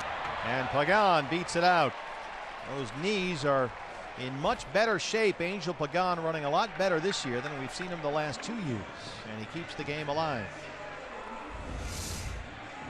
A little line drive. Wasn't sure if Nick was going to catch it in the air or field it on a hop. He had to back up just a little bit to play that ball cleanly. And as you said, Pagan running much better this year than he did last season. So 2 outs, Pagan the runner at first, and here's the leadoff man, Denard Span. He has walked and been hit by a pitch tonight, 0 for 2.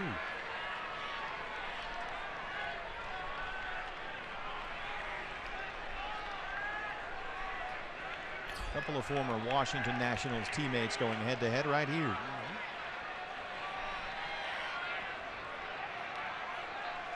Goldie playing behind Pagan at first. Pagan takes off, and he'll get second on defensive indifference.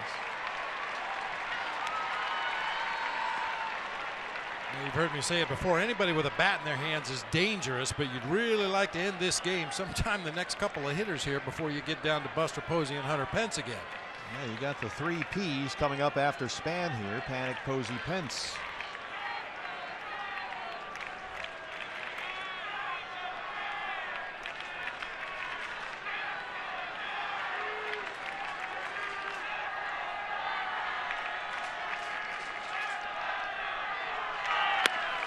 There's a strike, 1-1.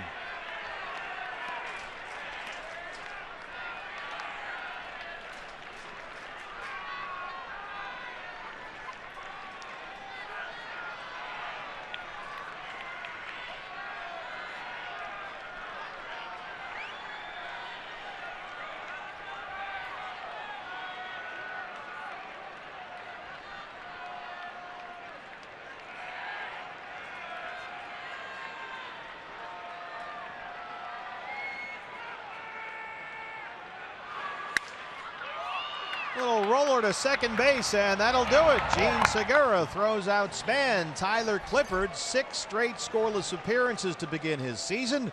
And the Diamondbacks here in San Francisco begin this 4-game series with a couple of wins. Boy, you love this ball game tonight. Robbie Ray taking a big step forward with his 8 strikeout, 2 walk, no run performance over 6 innings. The offense really all came in that 1 inning. In the 5th, they just all caught the fever. 5 base hits, a couple of sac flies to put their 3 runs on the board, and the bullpen made it stand up. Robbie Ray, 6 scoreless innings. He walked just 2, struck out 8, gave up only 5 hits, all singles, 3 hours and 8 minutes. And the Diamondbacks on this 10-game road trip improved to 5-3 with 2 more left to play against Bruce Bochy's San Francisco Giants. Zach Greinke goes tomorrow in Game 3 of the 4-game series. D-backs win this one, 3-0. They've won 3 in a